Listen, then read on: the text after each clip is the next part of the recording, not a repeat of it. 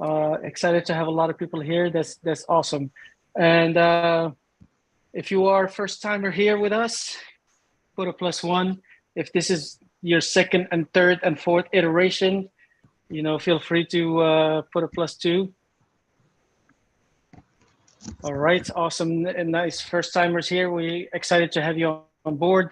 We are going to be tackling a lot of information here in regards to some education opportunities for transitioning service members and veterans and retirees and spouses. We have something for everyone. And if you are, but first, before we start to do that, as always, what we have sometimes is an opportunity to bring speakers from other organizations to discuss what they provide, what they can provide. Most of the time it's within the IT and cyber realm. And for now, for example, we have Paul Cummins from the Whole Cyber Human Initiative. What I would ask everyone, since we have him here, is to hear what he has to say. If you have any questions, feel free to post them on the chat or raise your hand and ask any questions you have. And let's not ask about Coursera or anything else specific to Act Now Education until after we're done with our guests. If you feel like it, you can drop in your LinkedIn URL, your LinkedIn address to network with other fellow military retirees, veterans, spouses, and whatnot. And after that, once we're done with Paul and with your questions, anything, then we'll tackle what Act Now has to offer, specifically the 2 programs we have and something for the military spouses cohort that we have coming up. Wait. If you guys can mute your phones, your computer, once you come in, to mitigate any hot mics, that would be wonderful. And without further ado, we'll leave in the stage here for Paul Cummins. He's a Navy retiree, cyber operator, long history, long experience in the cyber field. And him and other veterans, they created this whole cyber human initiative. And we'll let him speak about that. Paul, the stage is yours. Welcome. Thanks, AB. Hey, everybody. My name is Paul Cummings. So I retired 2021 at Navy ITC. Spent better part of my career climbing up the ladder, anywhere from computer help desk all the way to computer network defense manager for a cyber protection team. Through that time, obviously, every branch is different how they spend money. But I was reluctant that everywhere I went, we didn't have a budget. So I got to create my own individual development plans based around free resources, which is really what drove the whole Cyber Human Initiative. So before whole cyber, participating in things like Vesta Industry, hopefully a lot of you have heard about Vesta Industry. That's actually how I met Jay originally, when Act Now was really starting to blossom. And just the amount of resource, exchange is phenomenal. But what we've done with Whole Cyber Human Initiative is we've combined an advisory board in roughly 4 directors that cultivate about 380 years of industry experience, from CISO to business management, help desk, system analyst, you name it, and we have it. And it's pretty much driving the success that we're looking at. When we talk about the Whole Cyber Human Initiative and why we call it Whole Cyber, is how we tackle it is we look at it as a holistic, a caveat of training. Sorry, I'm distracted by my son back there. But why we call it Whole Cyber is, for a long time on LinkedIn, you would see the buzzwords. I want to be a pen tester, or go get a pen tester job. I want to be a SOC analyst. Let's go get a SOC analyst job. what we were finding is all the other roles that nobody knew about was getting skipped over. A lot of them are the mid to senior level roles that a lot of veterans, a lot of transitioning service members can absolutely fill. And the reason behind that is when we talk about these management type roles, maybe it's ITPM, cyber program management, product management, or anything in that kind of mid ballpark range, even at associate level with maybe a consulting or advising firm, is it's not always 100% hands-on, right? I know they're slowly starting to get away with saying that people have to start over from scratch when they get out of the military, but I'm still seeing bases, they had the facilitators, they mention it. Okay, you've been in IT for 20 years, cool.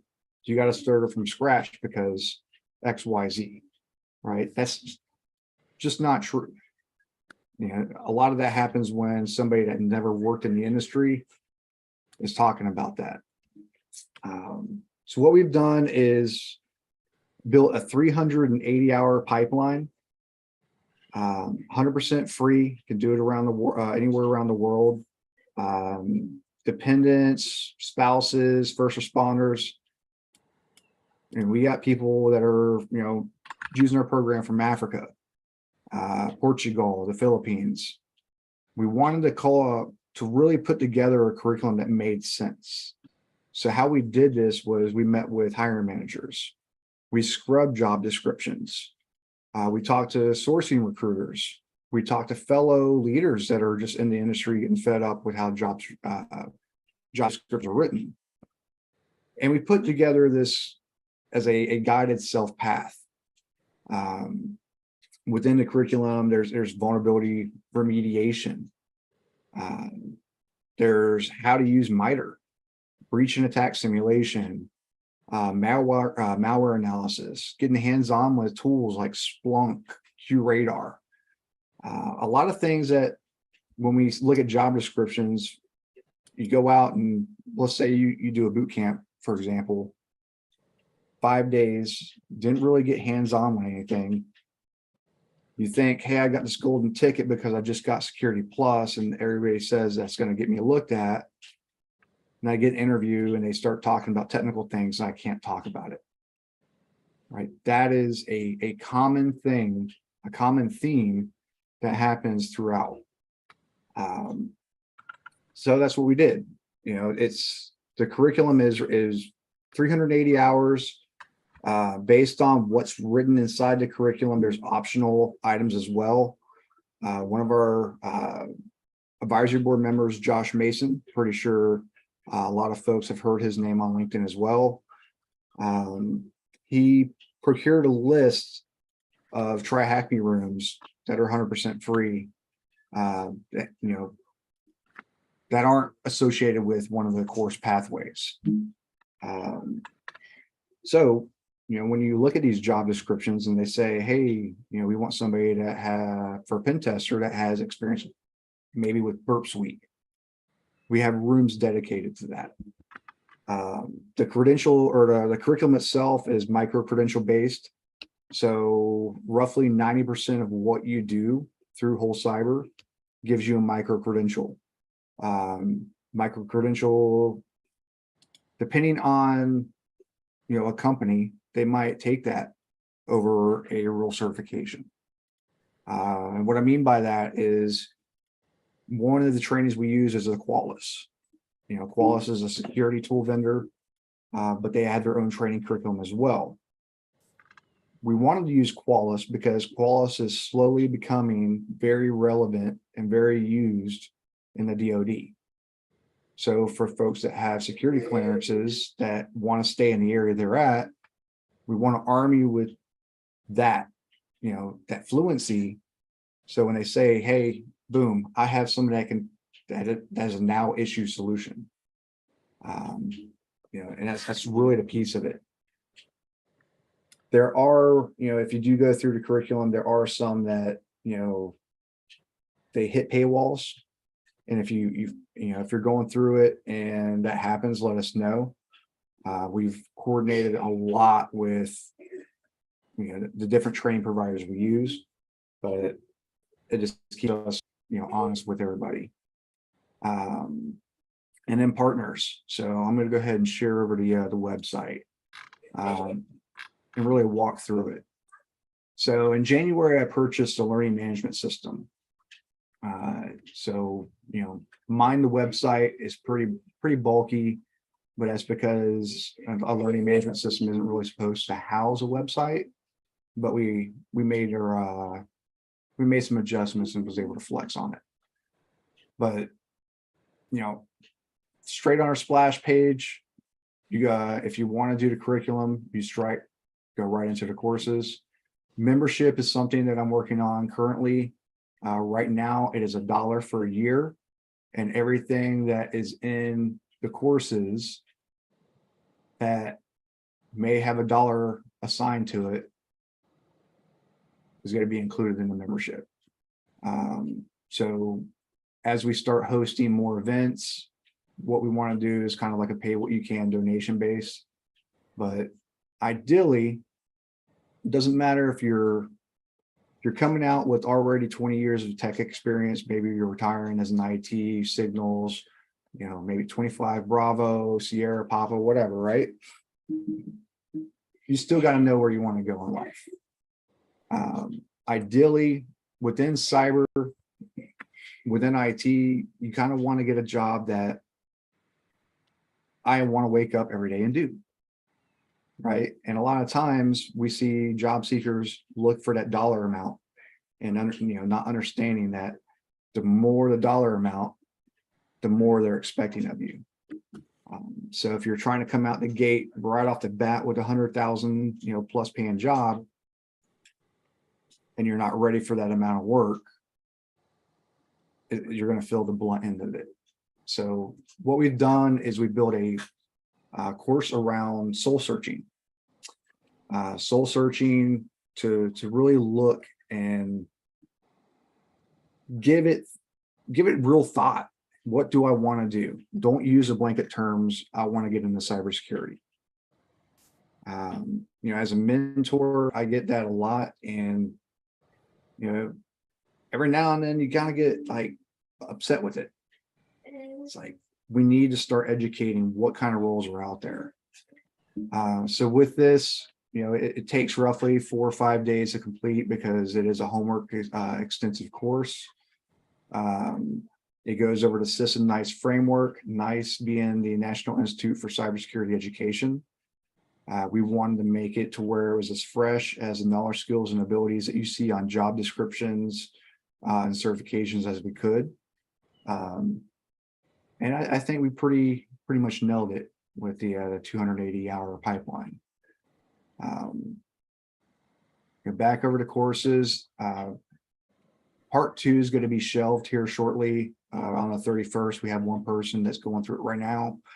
But some of the training providers that we use for it, they retired some things. So we had to pretty much make a new curriculum overnight. But again, the good thing is we do research, we talk to people, we send it out, make sure a lot of people have it make sense. And then we also take graduates serious. So, if you go through a program, you complete the 380 hours. If you give us feedback, we take it and we try to run with it. But with part 2 going away, we're going straight into revision 1. Revision 1, again, you're looking at 380 hours. It's going to be part 3, if it breaks it down. Okay. So part 3 is the optional. So after you complete the curriculum, you can start getting into the try hack me's and create meaningful posts and making meaningful connections. Making meaningful connections is also in part 1, but we will re-solidify it at the end. And a part of that is we've had a lot of candidates that have graduated that, as soon as they got hands-on with some of the tools, and really got into the meat of the actual course and what they were doing, they were able to really narrow down 3 to 5 lists down to like 2 to 3 that they actually want to do. For example, somebody wanted to be a pen tester. So when we challenged them to say, hey, cool, you want to be a pen tester, knock out this training.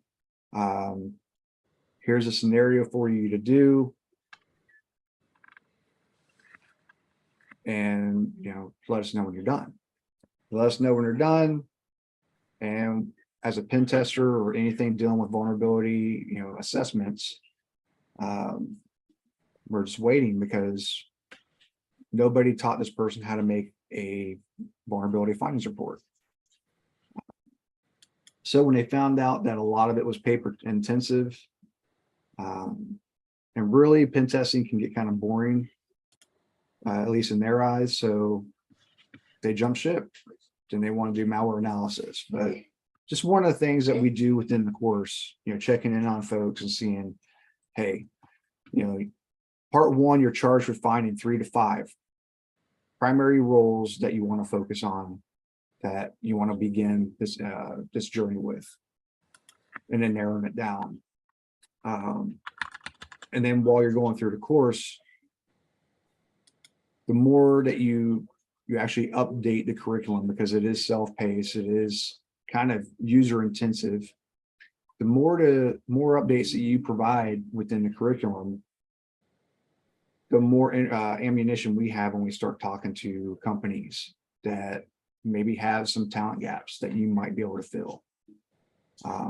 We are SkillBridge approved under Boots to Cyber, and I will talk about them towards the end before AB allows mentions of Coursera. But yeah, that's really about it for the curriculum. You don't always 100% need a certification to get your foot in the door. But you do have to understand, if you are looking at a company that does have maybe Sec Plus as a hard requirement, you have to look at it and say, are you all a DoD vendor? Are you a supply chain? So because if they are, then that's when Security Plus does come in play, because the DoD 8140 and 8570. But maybe if you start doing the curriculum, you find that it might be too advanced for you. We did have a 16-year-old go through the program recently. And we just had a high school computer science teacher pass it as well. And between the two of them, they kind of suggested that, maybe the 18-year age mark would be ideal for starting this, because there's some things that, motivation killers that younger generation might have, which is not necessarily a bad thing, because that's why we have our partners. So each one of our partners offers free stuff. One of the first ones we made out the gate was CyberUp. CyberUp has a apprenticeship program and a pre-apprenticeship program. They work with a lot of big companies. They do, through the pre-apprenticeship as well, offer certification attempts, depending on if that job actually requires it. Boots to Cyber, again, with Boots to Cyber being one of the co-owners, co-founders of that. We're working with more of the small, mid-sized businesses that we're trying to fill contract hires for. A lot of traction with Arkansas, but more to follow. Through Boots to Cyber also, we are partnered with Dragos. So there is additional training. Dragos is an OT cyber, ICS, industrial control system, and SCADA, focused cyber-centric. So, when you think of all the attacks that happened between this year and the year before, Colonial Pipeline, Boston Police Grid, the Florida's water treatment plant, this is the type of cybersecurity that they do. We actually got lucky to be one of their first training providers or offers of their training. But again, everything on here has a free value to it. That brings me over to KevTech. There are some folks that I've met throughout probably 700 mentor sessions that maybe a good 15-20% said that, hey, I would like to learn the IT side of the house. I want to start in help desk before I move into cyber. And that is actually a very good thing to do, but it's not necessarily needed depending on your skill levels already. So don't ever just fall into that trap that I got to start at help desk or I got to start as a computer repair technician. Proper Patriot, originally when we started a partnership with Proper Patriot, we had our clothing line. We got proceeds that came to us as a shared agreement, and we would use that towards the scholarship that we're currently working on. Plan to see some fundraiser events come up. We're looking to raise about 25,000, and the goal is to procure 50 $400 or less certification vouchers to raffle off in a scholarship competition. The World of Haiku. The World of Haiku is by another service member, veteran, Eric Basu. And it's a gamified learning experience.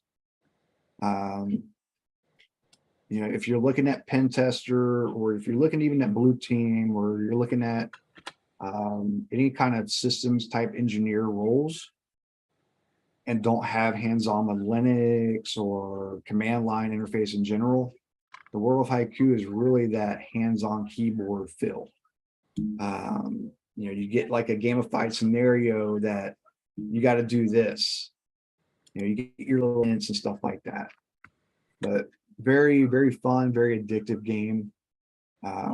It does also match to the NICE framework. So as you knock out courses, you get a nice sheet of what skills I've obtained. And those can be, you know, things that are added to a resume. Simply Cyber, you know, Jerry's been out for quite a while. You know, he actually teaches cybersecurity as a profession as well, but he has more robust things than we do. So if there are certain things that we don't have access to, our partners do. But again, as you can see, our partners are here. It's no biggie if you don't want to check them out, but I definitely suggest you pick some that you want to follow. Breaking into Cybers always has, you know, brand new people that join cybersecurity talking about their journey to get to there. Valor Cybersecurity, they have a GRC focused apprenticeship every now and then, and you know, GRC might be a good entry role for a lot of people. Boost to Books, I know it says books, but Peter and Aubrey, they see it. They see the struggle with, you know, with CyberSeek saying anywhere between 700,000 to 1 million jobs in the US alone unfilled. We have to do something about it. So what they've done is they started doing raffles for certification, hosting job fairs that are around IT and cyber-centric job roles. Yeah. But getting over to the actual course. So again, when you come back to this, if it's maybe after, you know, after this video is already done, if there's one thing I can mention, say, hey, you don't have to sign up for membership, right? Membership is something that we are working on. Instead, you're diving right into courses and then see what we got to offer. Part one, specifically, if you are a new, you know, job seeker for the field, this will give you a really good understanding about the roles, responsibilities, tasks, abilities, skills, knowledge that are needed within these types of roles. And then, of course, part two, rolling into some free training. Resources. So again, I mentioned that I'm a hoarder of resources. I think somebody called me like the cheeseburger Eddie of cybersecurity resources one day. which is pretty funny. But the biggest resource I can say for a veteran or anybody that's already been in the, a certain industry longer than 10 years is this navigating free resources document. This is often what I teach when I teach an onward opportunity or wounded warrior. I use this as a good primer to talk to an audience. We have broken down some curated and trusted links to some resources as well. So as you know, Act Now does have Splunk certification option. Well, you can also go to Splunk specifically and get some training before you even do that training. So you got that. So immersive labs, this is going to change here shortly. So try to get into it now. But as a veteran, you get 240 hands-on labs for free, signing up for them. And then labs, anytime we see something on the on LinkedIn or Twitter that is, hey, here's a new training resource that can get you hands-on with something, we add it. So, currently this is a giant ongoing list. Majority of them are going to be free. All of them will have a, if you want to pay for a membership, they have something, right? Because like for Try Hack Me, you only get like maybe an hour of free lab use for a week or something like that. They're always changing it though. Capture the flags, always a great place to learn something. A lot of people don't sign up for capture of flags because it's daunting, it's hard, it's humbling, and that's why they were designed to be that way. I've been doing this now come July, come 15 days, I've been doing this for 23 years. I still do capture the flags and I still get stumbled on stuff. It's designed to keep your mind active and your hands on keyboard from being, building up atrophy. Hacker 101. So if you are still active duty, some of these websites will trigger on, you can't go to the website because of policy. And a lot of that is because I can't expect you to understand malware if I can't get you to work with malware. And a lot of the labs have malware samples for you to play around with, whether it's deciphering it, reverse engineering it, or even using it for a red team scenario to attack a box so you can see the artifacts that it drops. But diving into the navigating free resources, this is again another great resource that we put together. Probably so Peter Nguyen, one of my good friend, known him for probably 15 years. Works over at Microsoft. So if anybody is interested in the MSSA, there are people in the community that can help with that. Pete being one of them. But he had this list that he generated for his MEPS originally. And then we kind of got together and started massaging it and adding new relevant things to it. But I'm not gonna sit here and read it. I will say that we do talk about the career paths. We do talk about knowing your roles, about that soul searching. More than just us as far as free training, more than just Act Now for free training.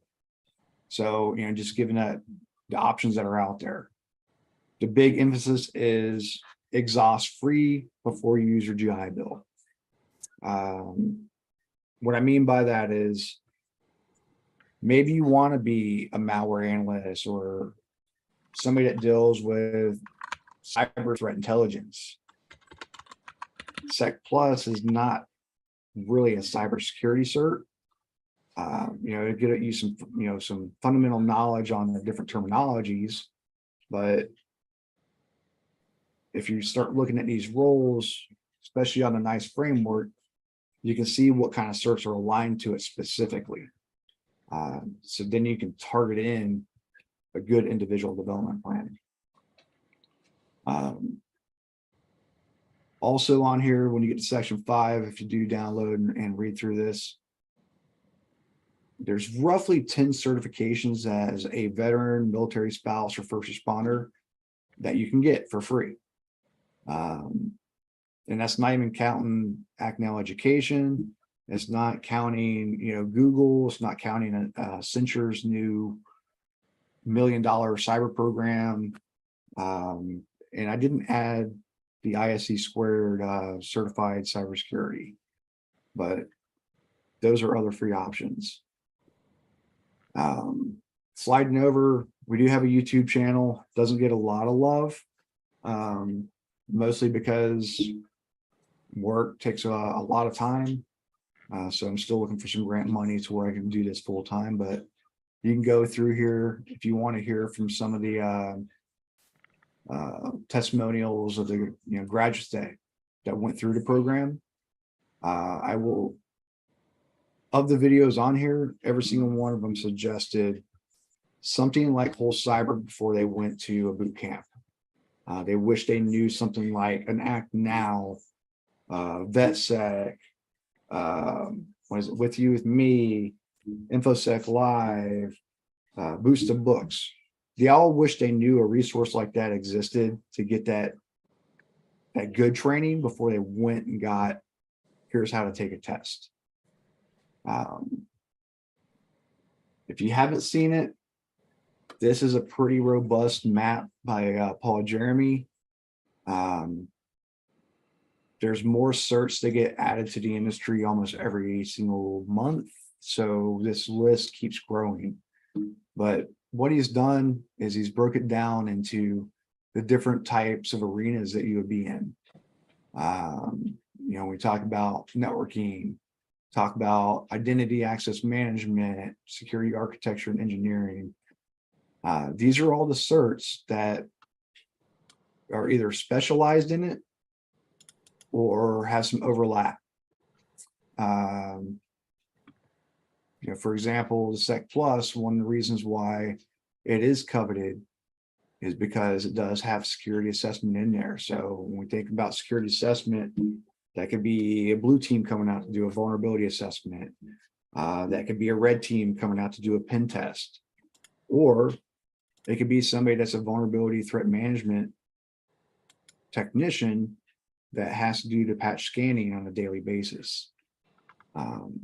So again, once you start narrowing down really where you want to be in the world of IT and cyber, this is a great place to go. I'm going to drop it in chat to look at what certs are really fluent in that trade. What will get you, looked at better or help you succeed in that transition.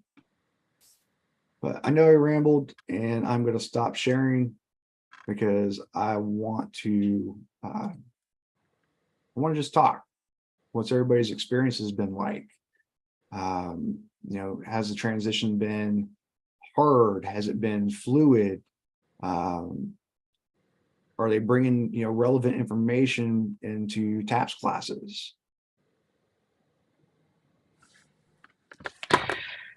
Yes, I appreciate that, Paul. So basically, giving the floor now, like next 5-10 minutes, if anybody has any questions about, getting into cyber, I'm sure there's some people here that are already in it.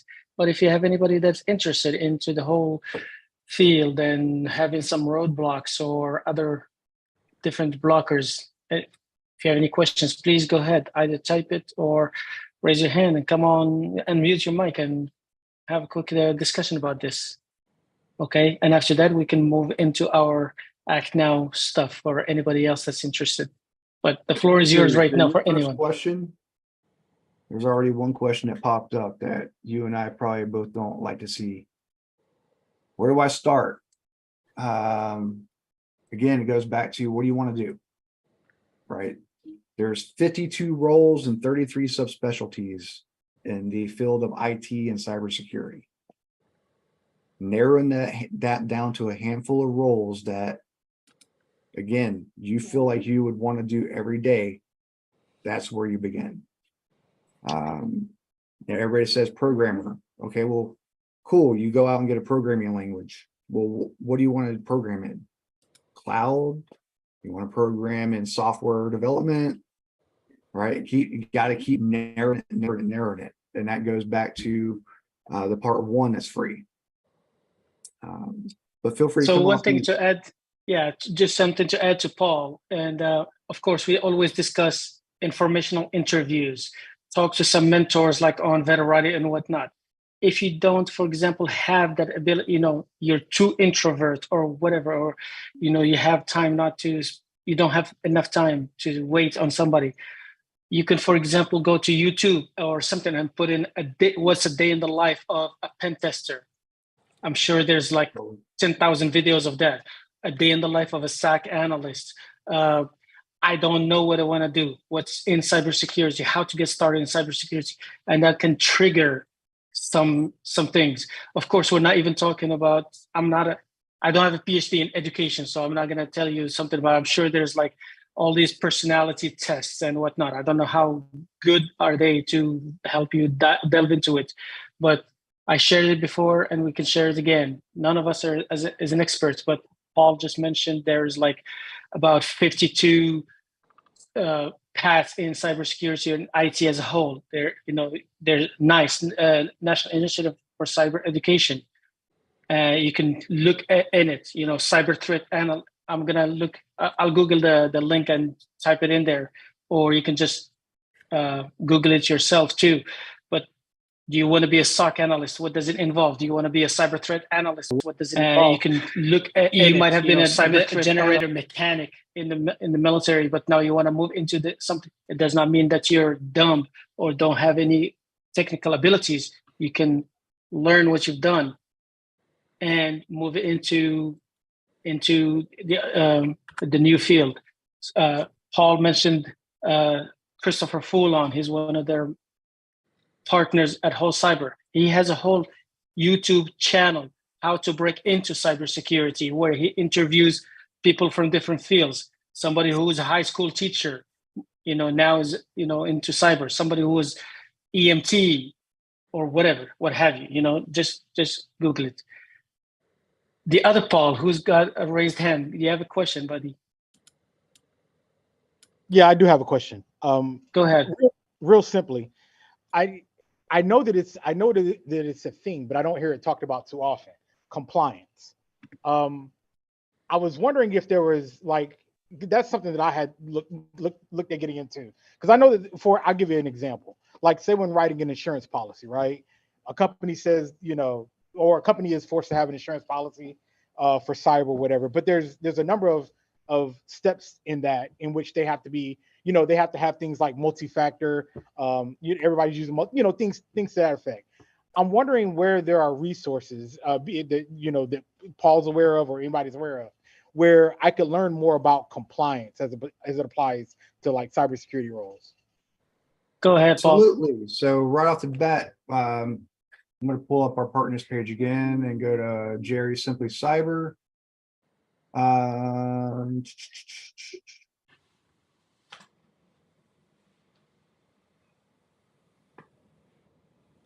Got you covered, brother, right here. So again, Dr. Gerald Ozier, Jerry is what he likes to be called.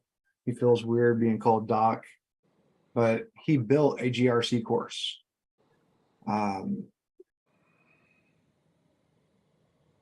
It's without going to an academy and doing like the certified auditor or one of the ISAC certs or anything like that.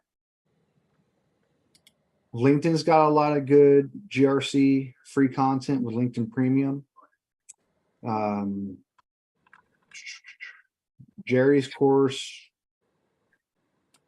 fairly cheap. So basically there's a lot of free and paid resources. Of course, here at Act Now, we try to promote and do promote a lot of the free stuff. As Paul just said, use free resources before going onto the paid stuff, and don't always assume just because you have your GI Bill that you can just use it willy-nilly. That's something you sweated for, you spent many years for. Don't just give it away to people before doing your due diligence.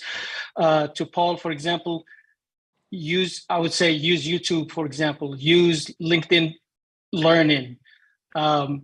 If your alma mater, for example, provides you access to Udemy, use Udemy. Or we share, for example, how to get it for free if you're, through your public library. We'll share that later on through Gale, things like that. Before, Jerry's course, I think it's on a pay what you can model.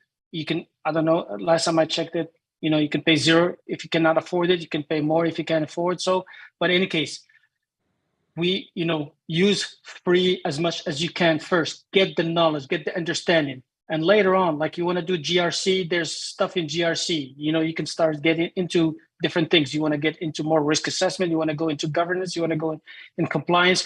Do you want to do the FedRAMP stuff and start learning about FedRAMP and risk management framework? You want to, you don't want to do federal stuff now. Some states are coming up with state ramp. Okay. You want to focus on fintech. Hey, whatever. AB, And then I hate to put you on the spot, but can you talk about the CCP? Or CCP, yeah. So basically the whole thing with the DoD now, they have the cyber maturity model, CMMC. Mm-hmm. Okay. There's certain training providers, if that could provide training to become a certified CMMC professional. Okay. And after that, you get a little bit more training, more, working with what they call C3PAOs, third-party auditors. You could become eventually an auditor. And what it does, CMMC is the whole new paradigm shift for the DoD, where a lot of these companies need to be certified in their cybersecurity posture to maintain or to get contracts with the DoD. So that's a whole new employment path for you if you want to go into that. They say between the defense industrial base and the supply chain and whatnot, there's up to like 300,000 companies that need to be certified on a rotational basis, either 1 year, 3 years, whatever. Any company that works with the DoD is required to have that. And so that is going forward the way of compliance and making sure that the companies are meeting the government standards. I'm not sure about what organizations are out there that are doing this, but I know for Act Now, we have a team of, was it 8 or 7? 8? Is it 8? 8. 8 now. We have a team of 8 that we send through to go through the program. And so there are a lot of opportunities out there. And if you look at our website, you look at Service to Success, you'll see that on there. And so Service to Success is our program where we take a group of individuals and we put them through a cohort singly, like for one certification, but they're working together to get through that. And AB is on that team that's doing that, and they're handling their business to get that cert. But there's a lot of opportunities out there. Just do your research, do your due diligence, make sure that you talk to as many people in the career field as possible before you take that leap. That way you can better understand what it is that you're getting yourself into. I know for me, my personal story is I come from a coding background. I used to do C++. I used to do Java. And so I thought, moving forward when AI became what it is, I was like, oh yeah, let me get into Python. I do not like Python. I'm glad I had a course to kind of like steer me, but it was not the goal of my direction. I was like, this Python, you could just do whatever. It's like, you just can do whatever. And like for me, I needed a little bit more structure.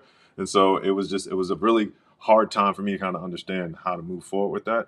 And then I was able to shift into cloud. And so understand that, like I said, if I did that when I was transitioning or when I was trying to get out of the military and figure out what I want to do next, and I put all my eggs in that one basket without doing my research on it, that would have been a tough call for me. And so just do your due diligence and your due care. Use some of these resources, figure out what it is.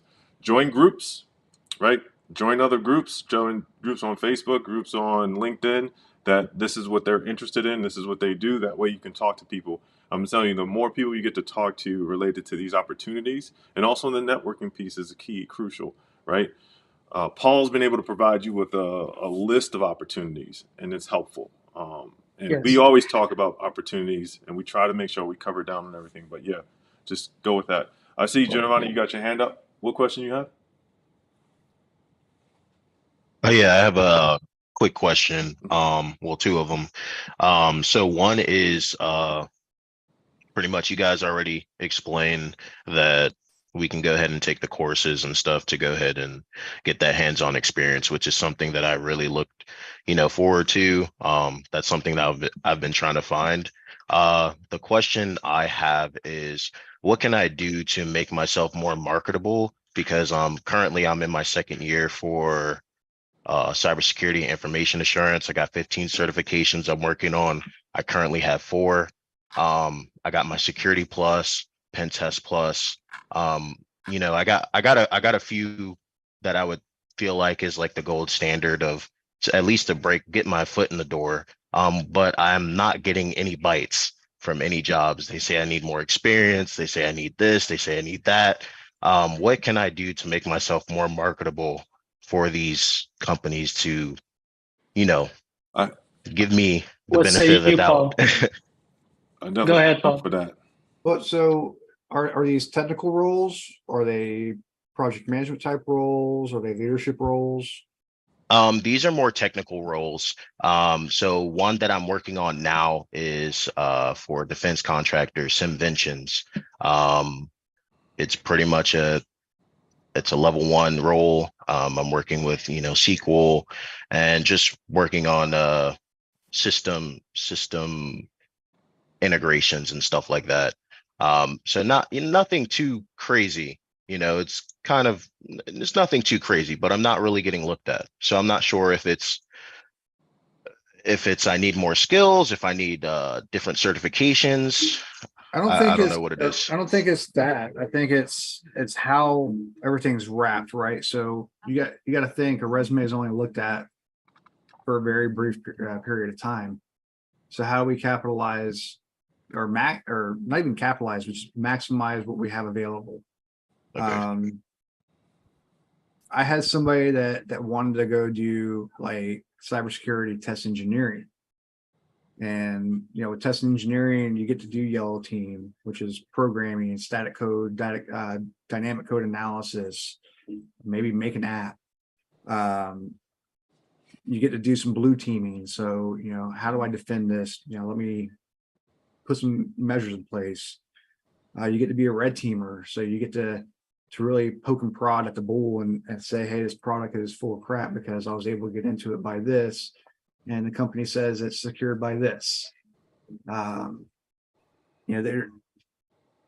There's things out there. One of the biggest things that I've seen as a benefit that I've had candidates use is if it has that opportunity to say, here's an upload spot for other items of consideration, submit a write-up. Right. Do a technical write-up.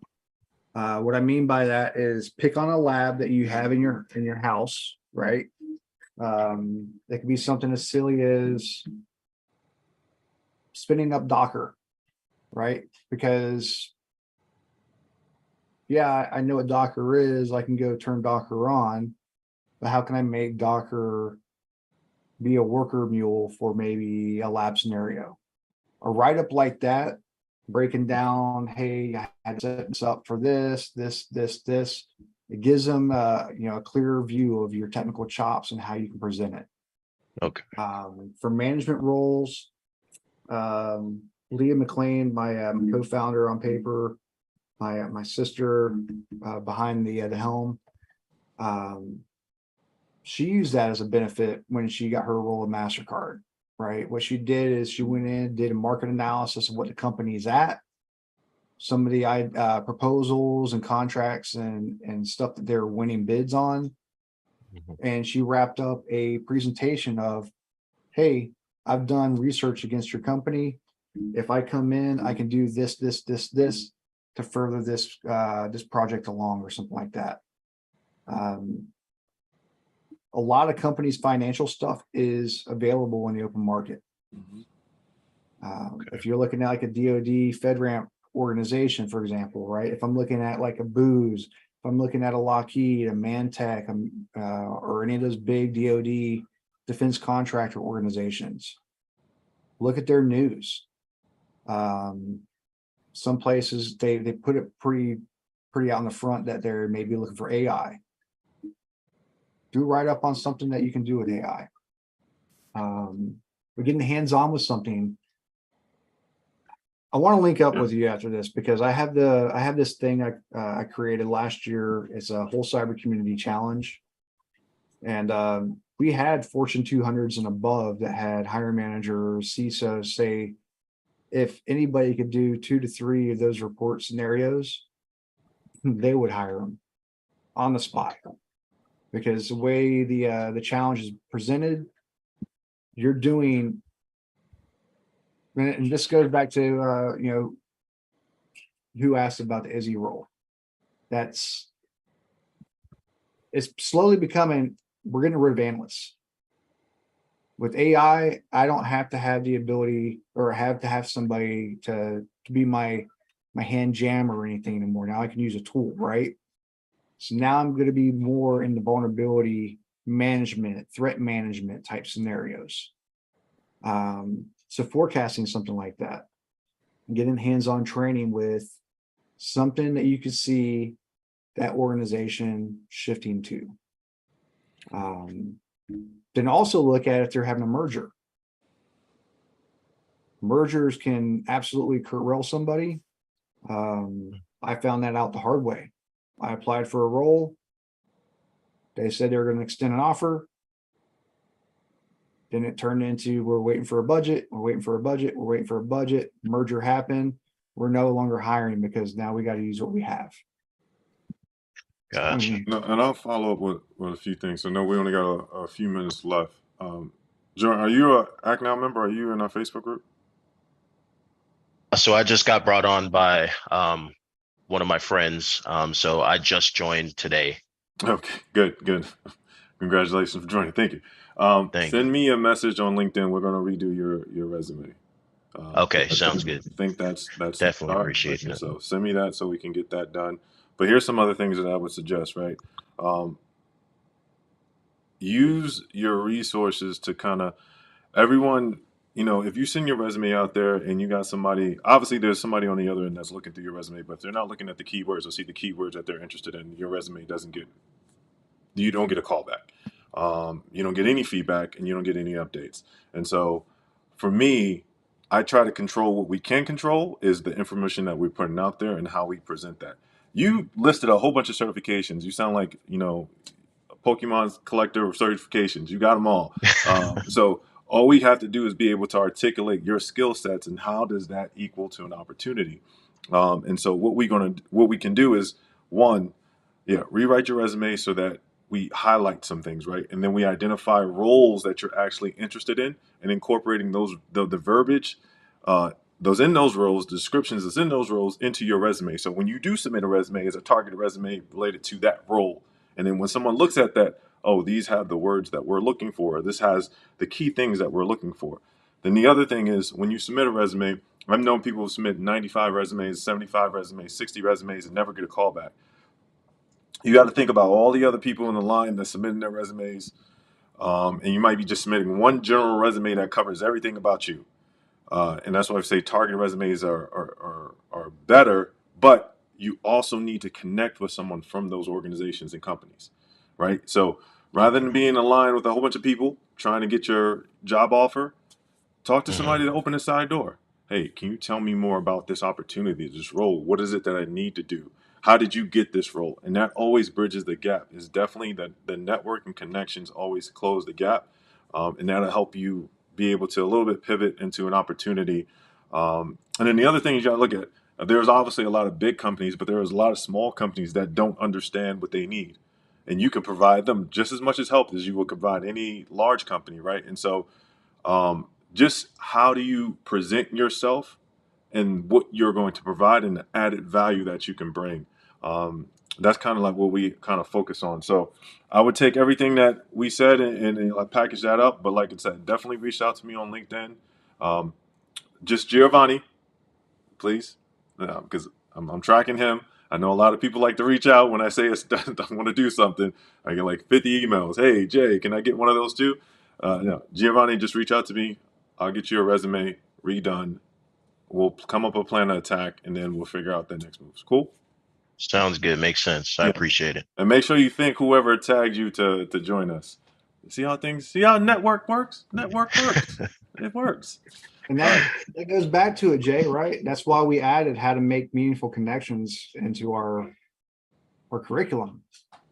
Because a lot of that is to, hey, it can lead to an internal referral job. Absolutely. Right?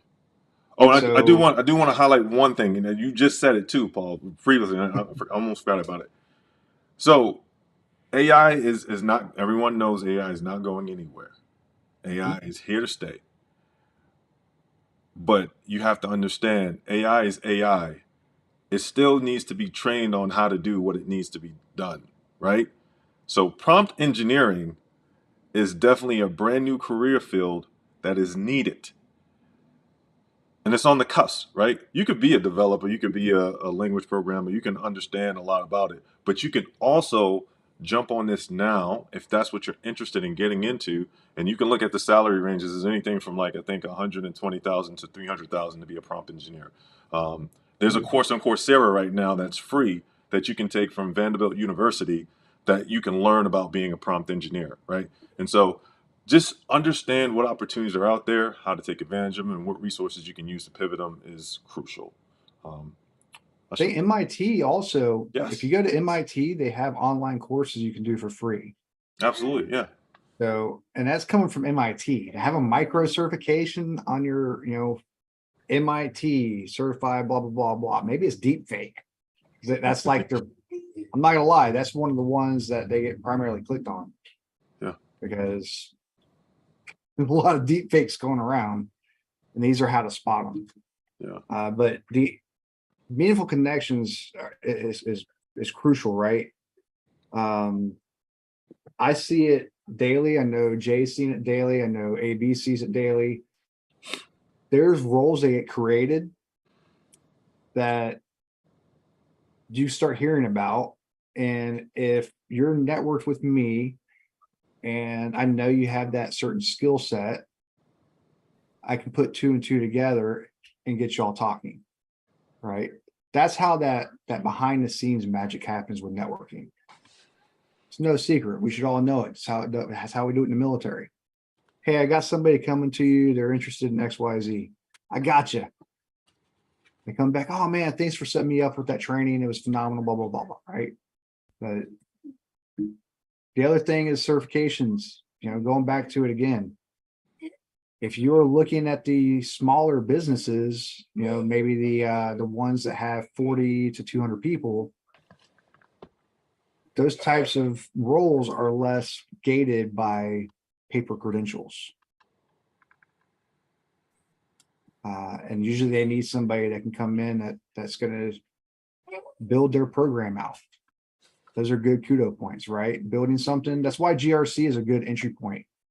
You get to learn the compliance side of it. You get to learn about the risk associated with it. You may even find yourself building a risk register with a threat analyst. So now you're actually learning some more cyber chops. But don't, I'll leave it with this. In IT, I'm focused on the user. In cyber, I'm focused on the business and when the business impact. Understand if you want to be that person that's fixing computers or trying to find bad guys.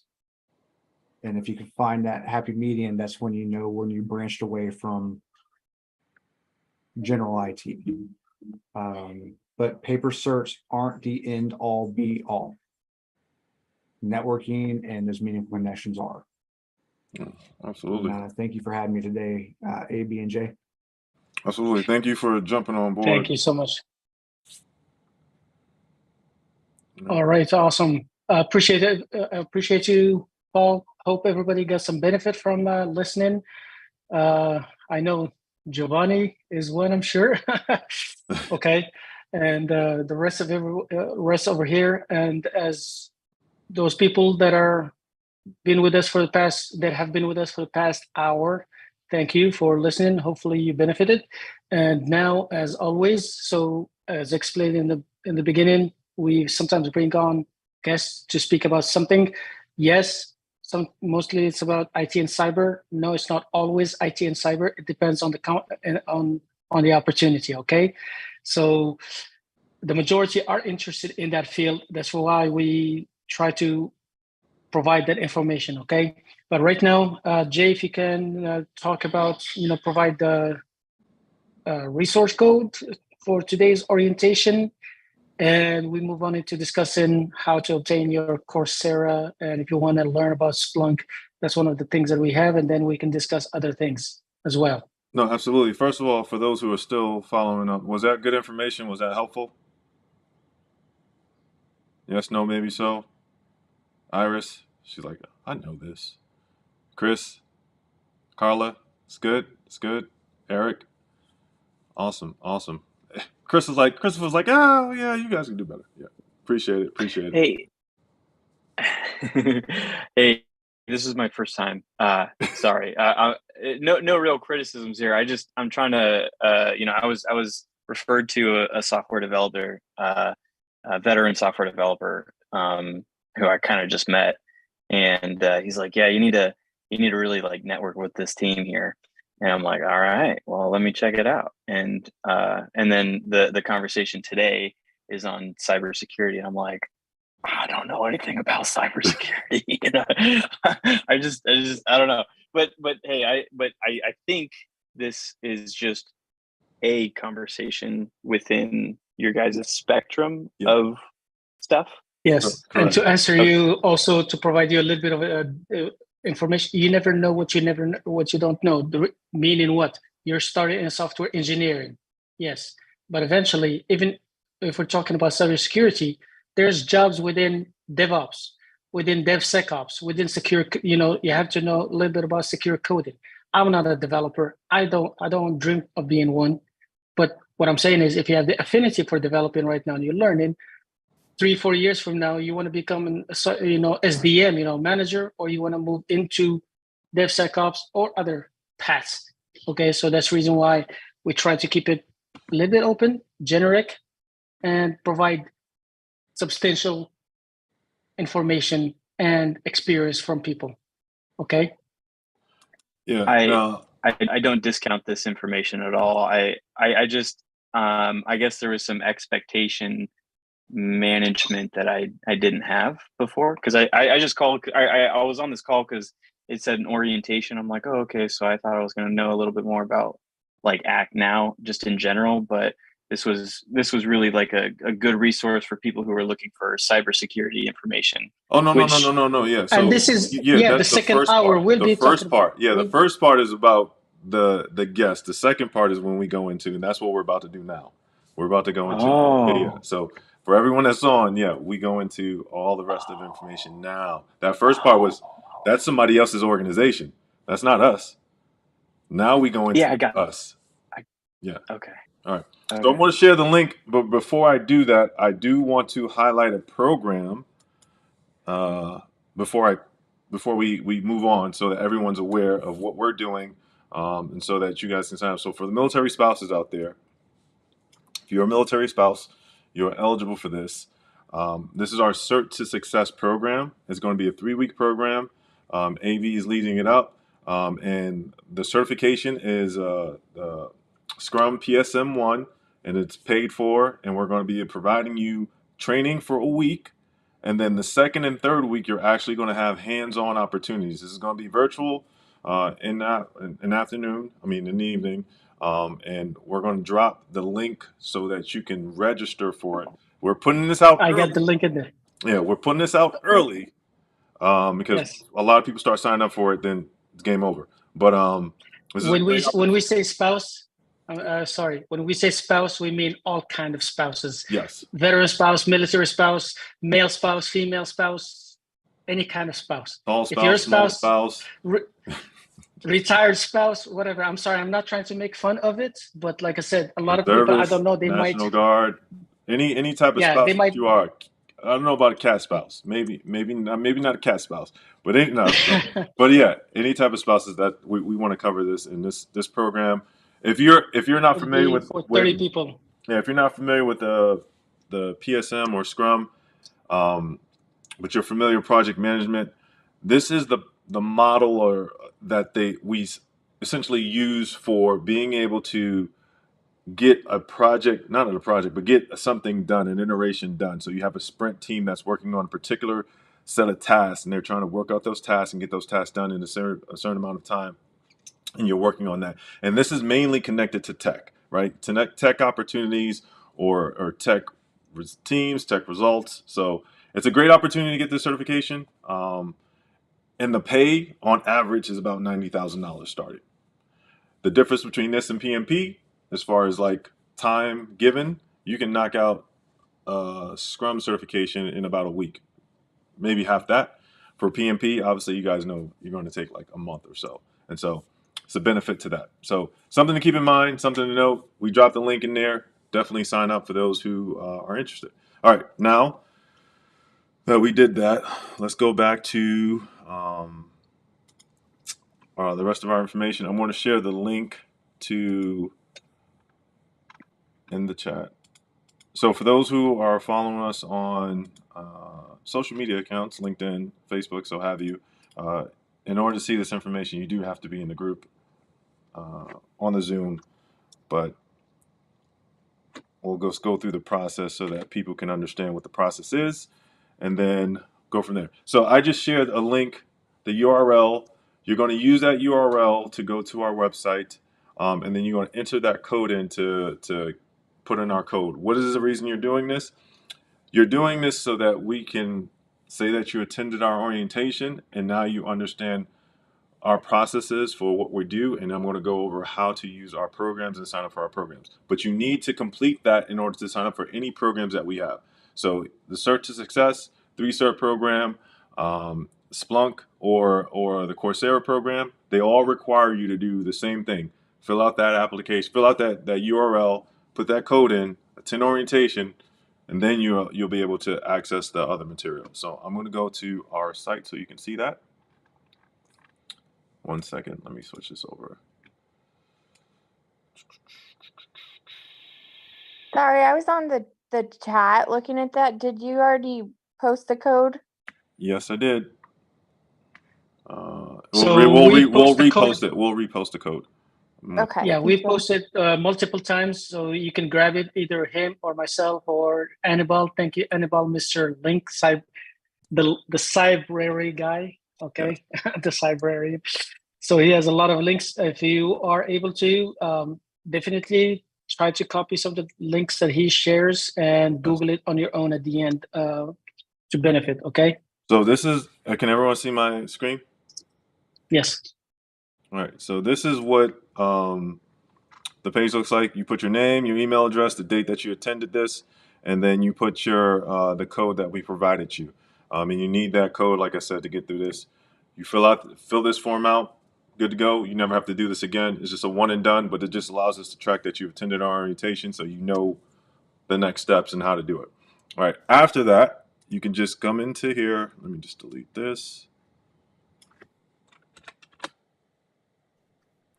And go to our site. On our site, we have a bunch of different information. We have our team, we have our programs, and this is the programs that you'll see. So if you're interested in learning about our programs, so like you see the 3-Cert cohort is in here.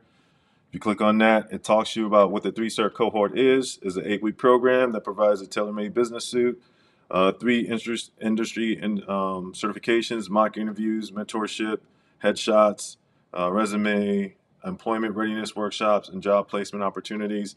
And some of the certifications we cover for that are Sec Plus, Splunk, the PMP, and then Scrum. So the last cohort that we just finished, they got their PMP, their PSM from Scrum, and they got their Sec Plus. And then once it's available, it will be here, but we only post that information in the group.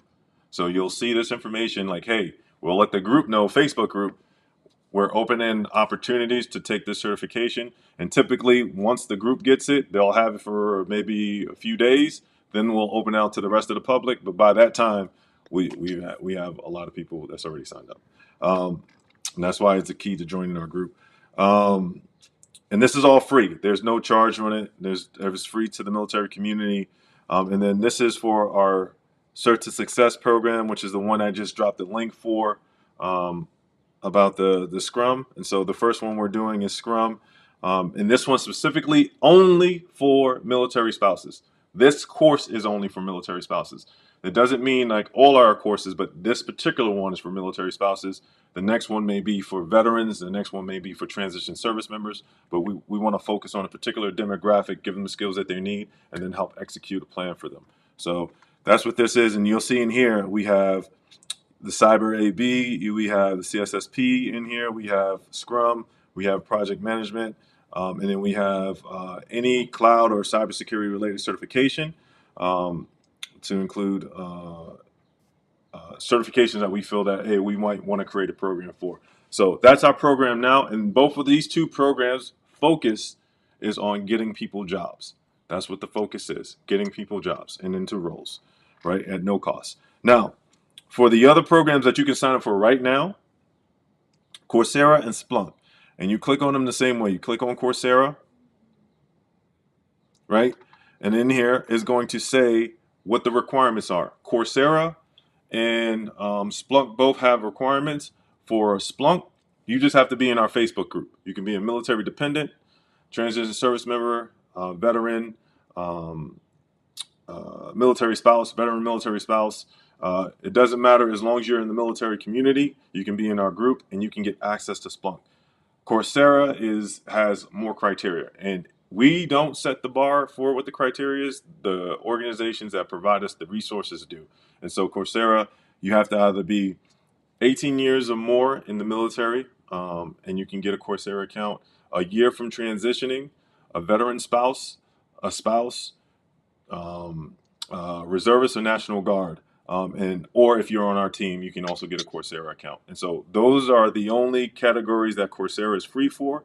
If you would like to get a Coursera account for your child or your teen that you have, like I said, they don't qualify under our program, but there's another program called the Dream Academy that you can get a 6-month free Coursera account. Now, the thing to know about Coursera is it's 7,000 courses, 27 certificates. I know it says probably 26, but 27 certificates, 500 specialties. You can take as many as you want. The difference between different companies or organizations that provide this for free is there's a limit typically on the type of information or the type of things that you can apply for. So I'll give you an example. Like Hire Our Heroes, they have a certain amount, or USO, they have a certain amount of different certifications that you can take, but you can't take all of them. And so when you're working on these accounts and you're trying to sign up for programs, just make sure that you're not like signing up for 2 programs at the same time, because that doesn't work as far as the email. You just have to pick one program, and each of these programs are good for a year, whether it's Coursera or Splunk. They're all good for a year. But you want to make sure you take advantage of the time that you have to be able to get done the things that you need to get done. And so for our program, you could take all certificates, every single one of them. There's not a limit. We don't have 1 or 2. We've asked for an unlimited account, and so we have one, and then you can take advantage of that. But I'll go through the process of what it looks like to get this. And this is important because please do not DM myself or AB or Tyrone about how to do this. This is being recorded, so you can watch the recording. You want to attend orientation like everyone's done, right? Because that's the key part. When we talk about this, we want people to understand how to do this. I don't want somebody to say, hey, you should join ACT now and then sign up for Coursera. Then they hit me up and I need a Coursera account. I get a lot of messages daily, and there's no way that I can like stop my day to kind of do that. It's just too much. It takes too much time. And remember, me and the team are focusing on opportunities for the community. Any 5, 10, 30 minutes that I have to do something else, that is the time that's taken away from being able to support a vast community and getting new resources in. I'm trying to get everything for free for the community. So just keep that in mind when you do reach out to me. It has to be meaningful. You have to have understanding what you need to do, and then that's how I can help you. It can't be something that you can Google or search up through our website. But yeah, so every Saturday at 1 p.m. we do this, and that's the first part, right? And so the second part after 2 o'clock is when we get into our programs, our resources, and what we cover. You have to join and be a member of our Facebook group. And so you should definitely answer the questions, because if you do not answer the questions, we do not allow you to join the Facebook, because we don't know who you are. So please definitely answer those questions. If you refer somebody, tell them to answer the questions as well. It just makes the process easier. And like I said, because there's a lot of people that try to join the Facebook group that have nothing to do with the military, and we want to just be able to discern who's military and who's not, or who's related to the military community and who's not. Once you fill that out and you're in the group, there's a section where it says write something. You're going to want to put this information in here, your email address, and then you want to say, I promise to start a course today. I'm here to learn with Coursera and Act Now Education. That is the only thing you want to put in there. You want to post this in the actual group. Now, I want you to keep in mind we have a Facebook page, the Act Now Education page, and we have a Facebook group called the Military Act Now Education Resource Group. So join the group, not the, you can join, you can like the page, but the group is what we're talking about. So in our group, you'll post your email address and this statement, and only that. If you're interested in Splunk, you'll make another post about that. And this stuff doesn't get posted to the group. It goes directly to the mods of the admin, and they'll verify that you're interested in this, and they'll use your email that you joined with the group with. They'll use your email that you've provided in that message, and then verify it, because there's a lot of times that people fat finger their email. So that's the only thing. You won't get like we're not going to spam you. We're not going to send you newsletters. We're all volunteers. So it's pretty much like we're just doing this because this is a passion for us to be able to help our community. And so we're not in it to kind of make business off of you. We're here to help you find opportunities. And so just keep that in mind. But you put that in there.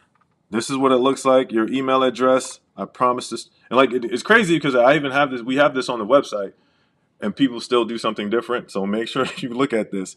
This is Tyrone. So if there's any problems with your account, this is a person that's going to handle it. Jay does not do Coursera. I do Splunk and the other two programs. And I'm actually, AB is about to take over Splunk. And so I'll just be focusing on just the coordination for Cert to Success and the 3-Cert program. After you do that, after you complete all that, like I said, like we have 64,000 people in our group. This is not going to be posted to them. It's only going to go to the admins. We verify, and then we'll delete it. And once we create your account or send you the information you need to have your account created.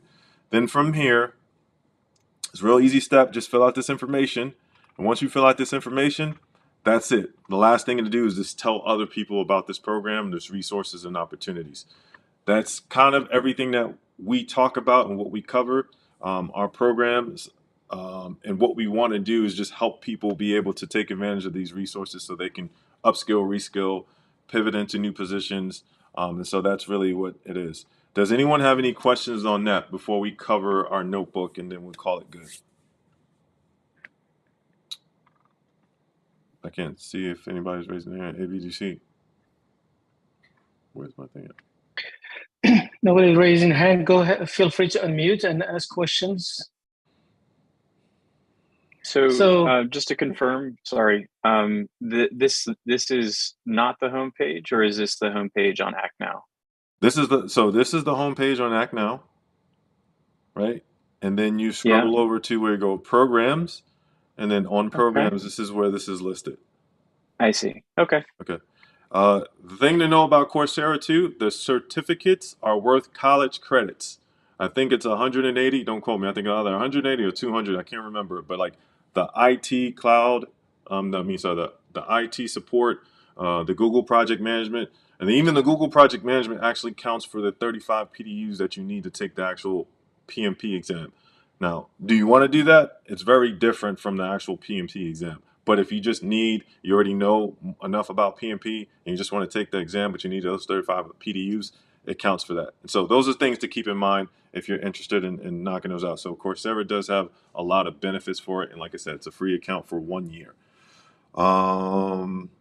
We got resources in here, orientation. So if anyone's ever wanted to sign up for orientation, this is where it's at. We also have a donate button. So if you feel like you want to donate to us, nobody on our team is paid. Every single person on our team we're volunteers. So to keep that in mind. So 100% of the funds or anything that we receive goes back to the community. We do not do anything else with that because it goes back to the community. We want to be able to help the community. And yeah, like I said, we're not trying to make a business out of you. We just want to help you achieve your goals. What else? So just want to answer a couple of questions here. Go ahead. Yes, you can apply for both Coursera and Splunk. Just make sure you create 2 separate posts when you get access to the Facebook group. Follow the steps step by step. 1 for Coursera, 1 for Splunk. Okay, and take advantage of the education. If again, I share it sometimes with people here, advising to know your bandwidth. If you sign up for too many things and do not utilize it, then it's smooth. It's not beneficial. Okay, go ahead, sign up for Coursera and learn about everything. And for example, Splunk is the same way, but you have access to both. Again, what we said about the search to success. Right now, we have the PSM1 in there. Later, when we create and advertise another 3-cert cohort, if we decide to incorporate the PSM there, we will make a determination. If you are a military spouse that got the cert already, we're not going to penalize you, for example, okay? But we will make a determination. We might incorporate PSM in the next 3-cert cohort. We might go with something else. Who knows? It's too early to decide it right now, okay? Again, the way to go about registering for the different programs, either Coursera or Splunk, is listed on our webpage. Please follow the steps so as not to miss one and minimize the time waited or wasted opportunity or something like this. We made it very easy to follow, almost Navy proof. Okay, I love to say that. And hopefully you're not gonna have any problems. Samuel, you have a question?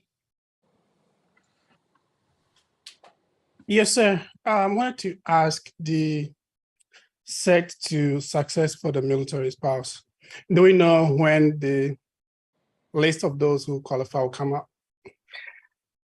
Right now we're collecting the names and interested parties. Eventually, we're gonna start it on 14th of August. I will reach out to people perhaps around the 4th of August to confirm your continued interest, and we will start on the 14th of August. 14th through the 18th will be the instruction week with Andriana.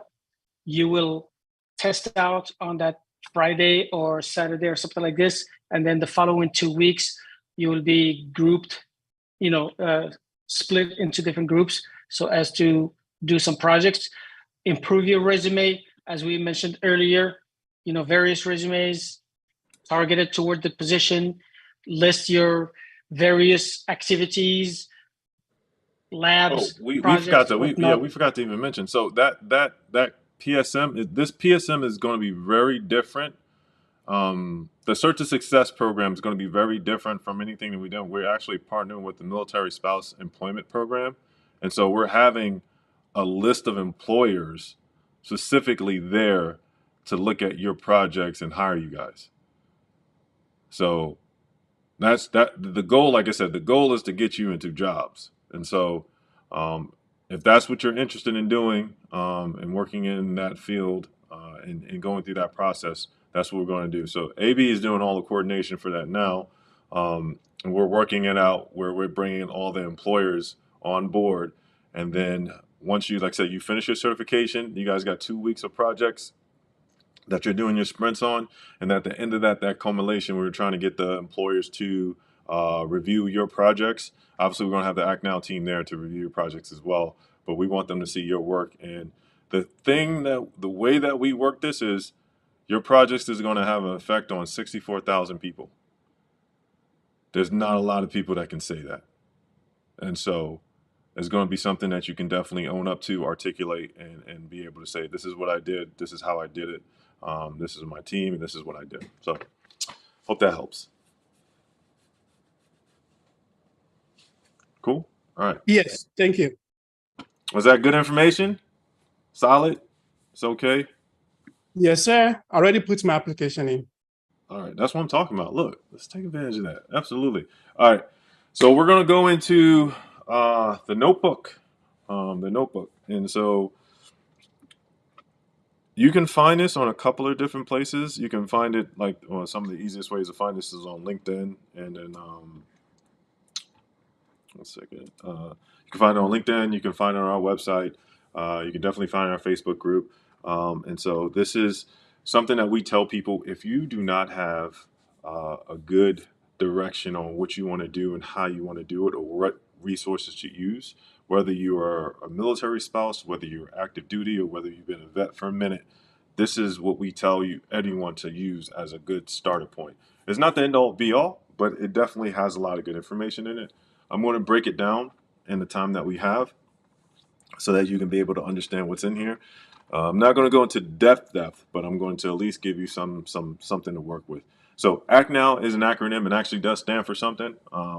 Apprenticeship, certifications, training, no opportunities wasted, right? We are about these resources because we know how one resource can change your life and how one resource can have a major impact on your trajectory and your happiness and your family.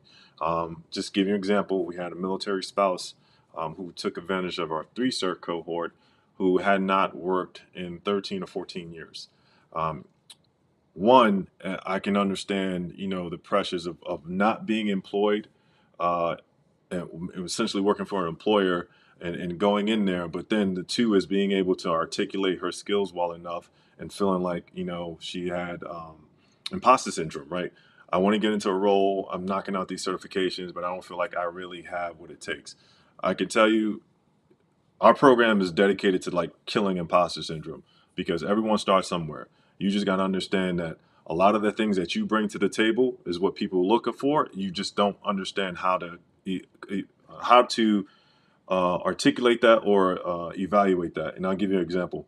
For her situation, right? She has kids, her family, everything that she has to do compared to being told on a moment's notice that you have to move from one place to another. You have to coordinate getting your kids into school. You have to coordinate your family's logistics. You have to take care of your financial situation. All that while your spouse is deployed, right? There's no job that's going to give you something that's more demanding than that. I want somebody to show me a job that's more demanding than that. You have to be able to take care of all these things. So any job opportunity that you have, as long as you learn whatever it is that you have to learn, it's not going to be as difficult as that, right? And you have to understand that that's why there's a lot that you bring to the table. If you think about some of the most difficult times, if you're active duty, that you've gone through things in your career field, you just have to be able to articulate that, right? You don't necessarily have to talk about the aspect of what you're going through, but how did you overcome, and what skills that you get from that's going to make you valuable to an employer. And so using skills to articulate your value is what you need to do for employment. I hope everyone understands that. And so that's why we tell people, look, there's opportunities out there, take advantage of them, but understand where you're going and how you're going. That military spouse who's knocked out the certification, so she went from, like I said, no background in cyber to doing the Sec Plus, PSM1, and then she did Project Plus. She knocked all those 3 certs out in 8 weeks, then ended up getting a job opportunity as a cyber analyst. And now she's getting paid full time as a cyber analyst. And that's her not working for 14 years. And so you got to understand, you got to give credit, and that's from somebody from Alpha Cohort. And so those examples it's doable. You just have to understand how to approach it, right? So if you feel like you're in that boat, please don't feel like you're not alone. We talk about our mission, our vision, our purpose, kind of go into that, and then we break down what's this in here. So you have your transition checklist, a military spouse transition guide. You have your steps to maximize available resources. And the reason why we highlight number 6 is because it could be overwhelming having a lot of resources at your disposal and not knowing how to, set yourself up for success. We talk about mentorship, networking, how to create a strong resume help, resources, interview preparation, resources for scholarships, entrepreneurship, certification study guides, and IT and cybersecurity training programs. And then obviously our programs that we have for here. Going into the first thing, how many folks do we have on the group that's transitioning out of the military? Let's see, you put a 1 in the chat if you are transitioning out of the military. Let's see how many folks we got. Okay, we got quite a few that are transitioning out. Okay, awesome. Well, shout out to all of you on your journey. I'm with you. I'm transitioning out as well. And so this is one thing that we wanted to provide for folks that are doing that, right? Because you need to know, sometimes it's easier for the military just to have a checklist, right? To know what's going on. And so the 3 years out to 1 year out, right? The things that you should be concerned of and doing, accruing 30 days of leave, 60 days of leave, making sure you put money aside for a rainy day, because when you transition, you just don't know what's going on. Life insurance, will and testament, making sure that and it's not on here, but I'll definitely add it, making sure you go to every single bank that you have where any financial money, any money that you have or any finances that you're taking care of, and making sure that you put your family members on those documentations if something happens to you. That way it doesn't go to probate. If something were to happen to you, they have a real clear understanding of this goes to your family and the courts are not involved. You do not want the courts making the decision on your behalf. Understanding your pre-separation brief, your LinkedIn, building out your LinkedIn 3 years out, you should be doing that. And then, taking advantage of opportunities that's out there.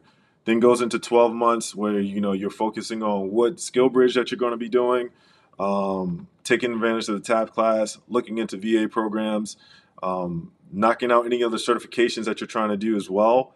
And then any opportunities where you can upskill and connecting with a mentor from ACP. And like I said, this is not an end all be all, but this will give you a good start, right? What you need to do for your medical readiness, things that's listed there. Scroll over 6 months out, taking advantage of the BDD program, any mentorship program. You could do Veterati anytime, so you don't have to worry about 6 months. Your skill bridge program, you should be enrolled into that. Lastly, the veteran tax credit right here, right before you get out, make sure you get that so that when you talk to an employer and you finally get your disability rating, you can talk to them and say, hey, this is how much based off of, because of the way that the veteran tax credit is really called the workforce tax credit, but the veteran tax credit works is that you can get up to $9,600. A company or organization can get up to $9,600 for hiring you, and so that's a benefit to them, and that's something that you can explain especially if they don't have it. Like, yeah, you hire me, you get like $9,600, and you do have to be there for like a couple of months in order for them to be able to get that. And so it's a benefit still for the company to be able to support veterans. And I know they're trying to do the same thing for military spouses. All right, and then for military spouses, for your transition checklist, right, we got Skill Bridge. That program is open for military spouses, and they provide a stipend, right? We have ACP, American Corporate Partners. We have Hire Our Heroes, which also provides a stipend. And these programs are beneficial, especially if you're trying to tap into a career field that you may not have the experience or you feel like you don't. And even if you're not able to do these, right, you can still volunteer with a nonprofit or reach out to an organization to try to touch base so you can get that experience that you want so you don't feel like you're not doing something. These programs are beneficial because they'll streamline you into opportunities. Like Tech Career Breakline, they're connected to a lot of industry-related companies, Fortune 500, Fortune 100s, Fortune 200s. And when you apply to this program, they walk you through like everything that you would need to know, whether it be salary negotiation, how to communicate to an employer, your value, how to articulate on your resume and speak to on an interview. And then they'll break all that down, and then they also surround you with employers at their events so you can learn about what opportunities are available. So really good opportunity. So highly recommend you guys check that out. Obviously, you know, you got the Coursera through us. Military spouses have access to Udemy. And then for those folks that are interested, we talked about this the last time. We show you how to get a free Udemy account. It's actually on the last video. So if you want to watch that from last week, we talked about exactly how to get a free Udemy account for those who are not military spouses or not in the Army and the Air Force, because the Army and the Air Force do have a business account where you can get, or enterprise account where you can get Udemy. For the Marine Corps, Navy, and Coast Guard, we don't, our organizations don't subscribe to that. So you have to do it through the way of Gale, using Gale. All right, and then certifications with O2O. This allow you to get one certification. So if you're looking for your PHR, if you want to get into HR, if you want to get into your Sec Plus, or you want to get your PMP, there's about, I don't know, over 25 certifications that's for free. You get one certification for free, but you get access to the training material for a year. And so one certification you can knock out, but you'll get access to multiple other certifications training material using the O2O program. They're working with Skillsoft so that you can get the Precipio account. And so it's very similar to Coursera and O'Reilly, and it's free. All right.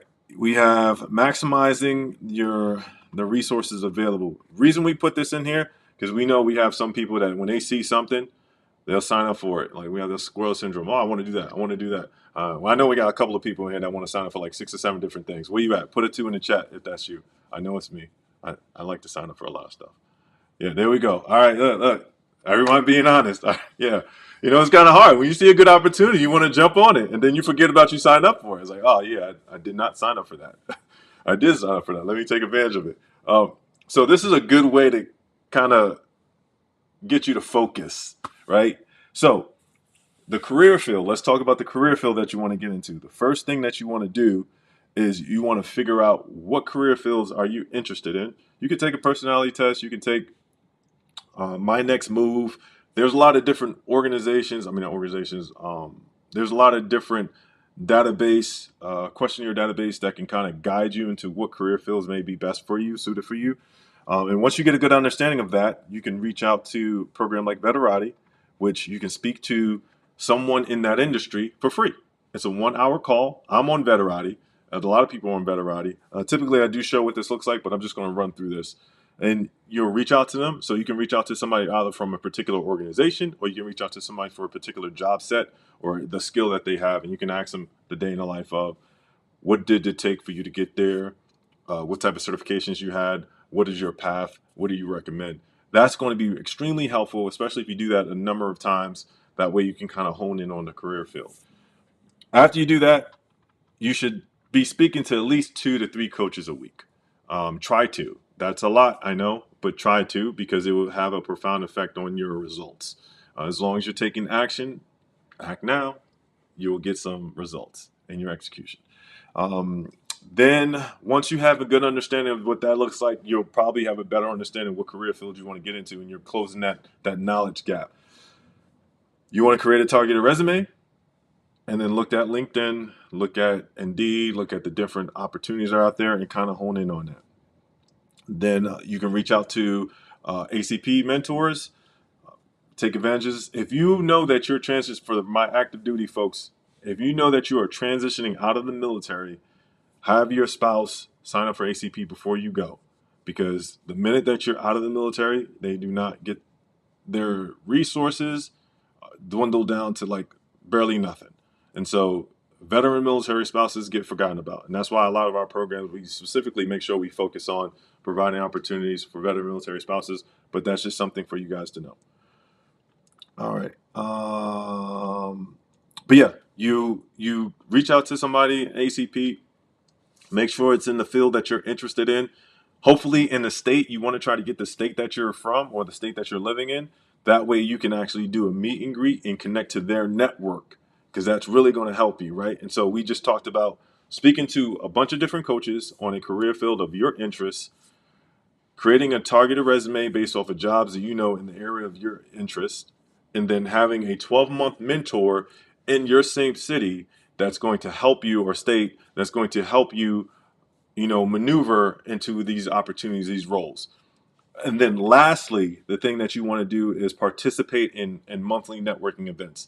These three organizations all do it. 50 Strong, LinkedIn Mill City, the Keys, and Vesta Industry, 4 organizations that all do this. They bring industry experts in. They talk about what they offer, and you can connect with them on LinkedIn, and then ask questions. More exposure to networking. And like I said, you don't want to play the great man or woman in these conversations. You want to actually be like, okay, I want to speak to this person. Let me do what I need to do to connect with them via LinkedIn and ask them a question, or ask them a question on that channel or the event that you're on.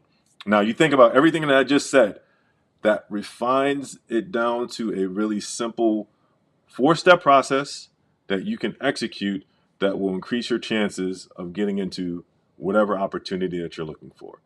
It's better than just trying to throw a big net out there and hoping that something's going to happen. You have to be intentional about your movements. You can't waste your energy.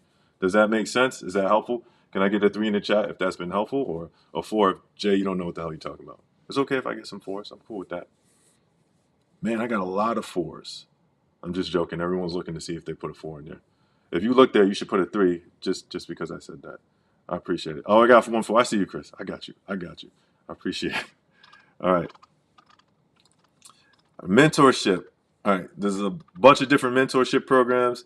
I got people on Facebook putting the 3 too. I appreciate it. It's a little bit delayed, but I see you. I support that. Thank you. And then on LinkedIn.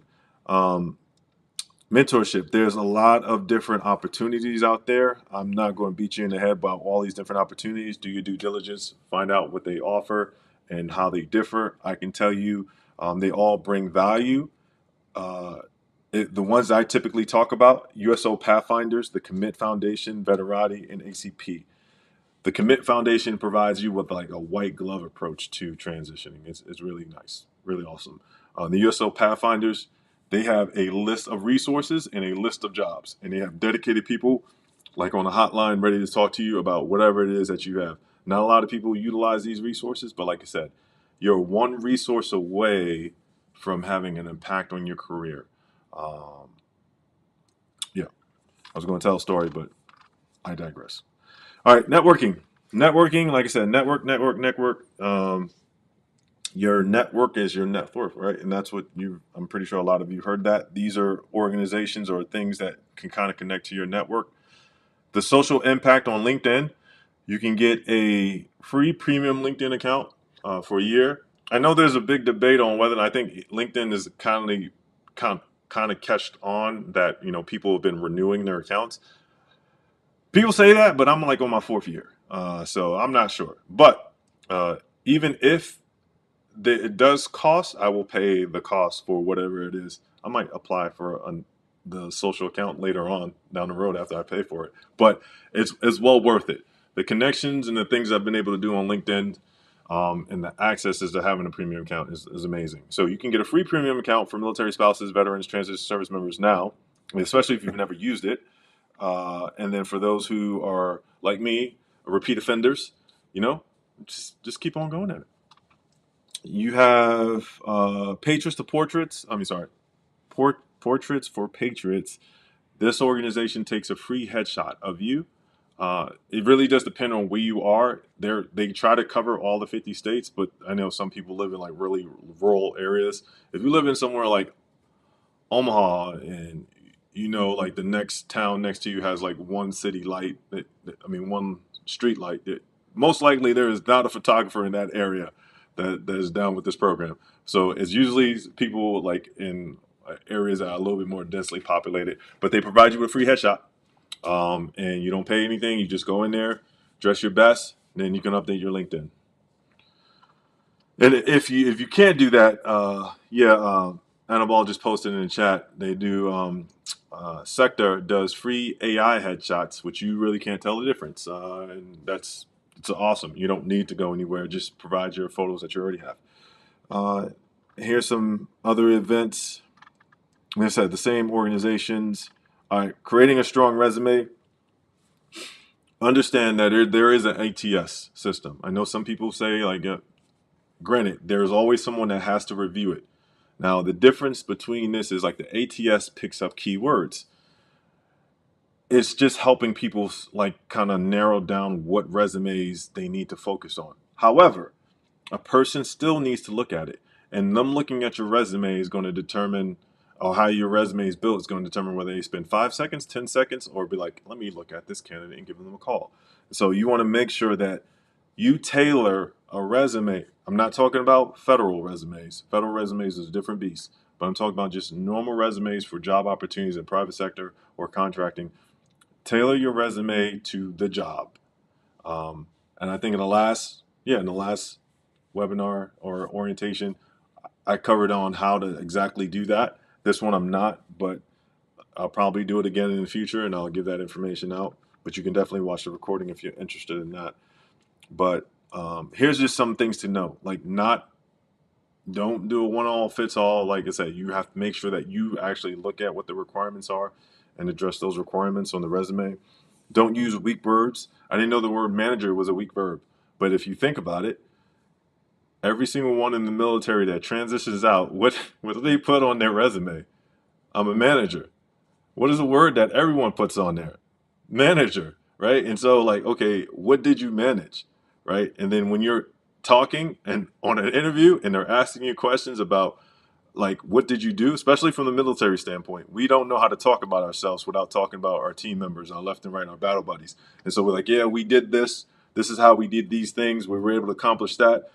You just got to finish putting on your resume that you're a manager, but you gave them a whole spiel about what we did. And they were like, what did this person do? Did this person do anything? I don't know if this person did anything. So keep that in mind. So just something to keep in mind. I'm probably hurting some people's feelings. It's okay. We'll get some ice cream after. Look, I'm just trying to help you guys prepare for this transition. I got you. All right. Also, do not use like decked out on Google searched resumes. Like if you see one that, really Gucci resumes, because here's the thing, certain systems process your resume, and then if they pull in one with a lot of heavy graphics and designs and stuff like that, it may just show a blank resume. You don't want that. And so try to stick with a normal format resume. You can have, some design to it, but I wouldn't download a non-ATS friendly resume. And also put the title in there. Put the title of the job that you're applying for so people can see exactly, I want to be a technical director. I want to be a project manager. I want to be a UX designer. But whatever title that you're applying for, put that in the thing, and to make sure that you have your LinkedIn on there. I know some people still put their address. You can do that, but it'd be better if you put your LinkedIn URL in there, and then make sure that you have your LinkedIn, rename your LinkedIn URL to your actual name rather than just a number. Because guess what happens? When you put that on there, and if they're interested in your resume, and then they say, okay, well, let me see what else that person has, and they clicked on your LinkedIn, now you have an indication that that company is looking at you. You won't have that otherwise, unless you get called for the job. All right, resume help. There's a lot of different things. Action, impact, results. Understand that. What action did you take that had an impact and resulted to what? Don't just copy and paste. We did, I'm trying to think of something. Just like if you're in logistics, we moved 50,000 pounds of equipment to support operations. That is not a good bullet, right? You want to make sure that you're able to talk about the processes. And this is an example. Implemented lean processes and improvement initiatives that contributed to the department savings of $150,000. It talks about what you did and what the result was, the action impact result. So you make sure you do that. And if you have trouble with that, ChatGPT is phenomenal at doing that. Just make sure you put action impact results when you do your prompt search. For all my future prompt engineers out there. Make sure you get it done early. And then here's all the resources that help you create a resume. They're all free. So definitely utilize that. All right. Job resources. There's a lot of organizations out there that help you with job resources. I'm going to just talk about one today. If you go to Vedison, this is for military spouses too. If you go to Vedison, it's the only one that I know that doesn't require a resume. You just fill out the information, and based off of your skill set, they will try to match you to a role. No resume needed. So that's good. Interview prep. Know what your strengths and weaknesses are. Communicate with your team. Like if you don't know what your, because you know you're going to get asked that question. Hey, can you tell me, Samuel? Can you tell me some of your strengths and weaknesses? Hey, Chris, what is your strengths? What do you feel is your? You have to be prepared with that question, right? And you don't want to be like, I don't have any weaknesses. Everyone has weaknesses, right? But you want to be able to articulate what those weaknesses are, but how you are overcoming those weaknesses as well, and the things that you're doing to adapt, right? And so that way it speaks more to you. And if you don't know what your weaknesses are, go ask your, no, I was about to say go ask your spouse. Don't do that, because they'll give you a list of stuff that's wrong with you. Ask a colleague or a peer, hey, what are some areas I can improve in? It'll be easier for you to do that. So yeah, if I ask my wife what my weaknesses are, she'd be like, you forget the trash. You don't mow the lawn. Look, we don't need all that. I need exactly like work wise. What do I forget to do? So don't ask your spouse, or you can. However you want to roll the dice. Know about the company that you're applying for, their strengths, their weaknesses. Understand what their mission, their vision is. That way you can talk to it. If you realize that the company is a phenomenal company, but their marketing sucks, you don't have to be a marketer to tell them that. Like, hey, some things that I've noticed observing the company is we have this mission, but we really don't highlight that as our focal point in our marketing. That might be beneficial to a company. I mean, or somebody might take it offense, but it's still just an aspect that you can use to say, this is how I'm adding value. I'm paying attention to what you're doing, and I want to be a part of this team, and this is the way that I show this. But just understand there's a fine line. You don't want to sound like you're too critical about everything. You just really want to show that you're paying attention and you have some value to add. Added value. How are you going to add value? Understand what that looks like. How are you going to do that? And then execute. Companies want to know that you can execute. Companies are hiring you because they want you to do this job. If you don't know, let's say you get your interview and a company is interested in you, and you're trying to figure out, like, you're not a good interviewer, but you're trying to figure out how best to articulate your skills. Ask questions on your interview. You don't have to ask a bunch of questions, but ask questions. You can ask a question like, based off of the role I'm applying for, can you tell me what are some of the milestones or goals that you would like me to accomplish in the first 12 months of me working here?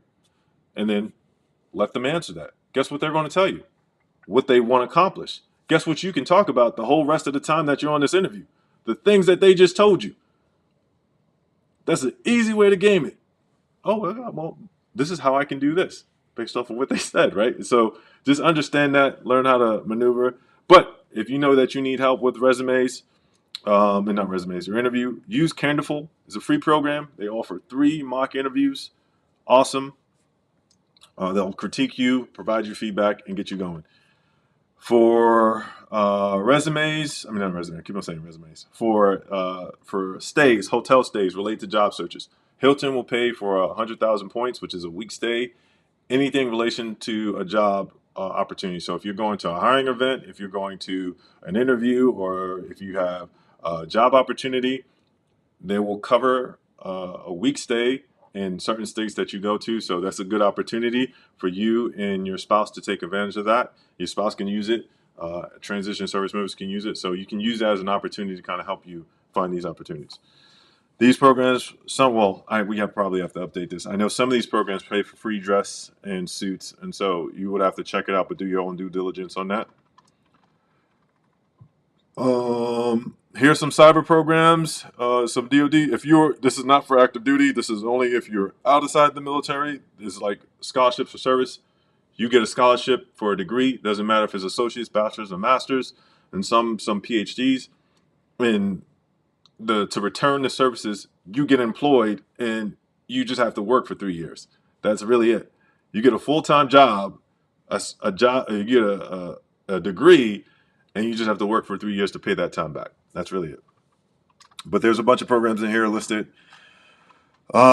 Business, where are all my business entrepreneurs at? Put a 5 in the chat if you are on the path of entrepreneurship, or you're interested, or thinking about it.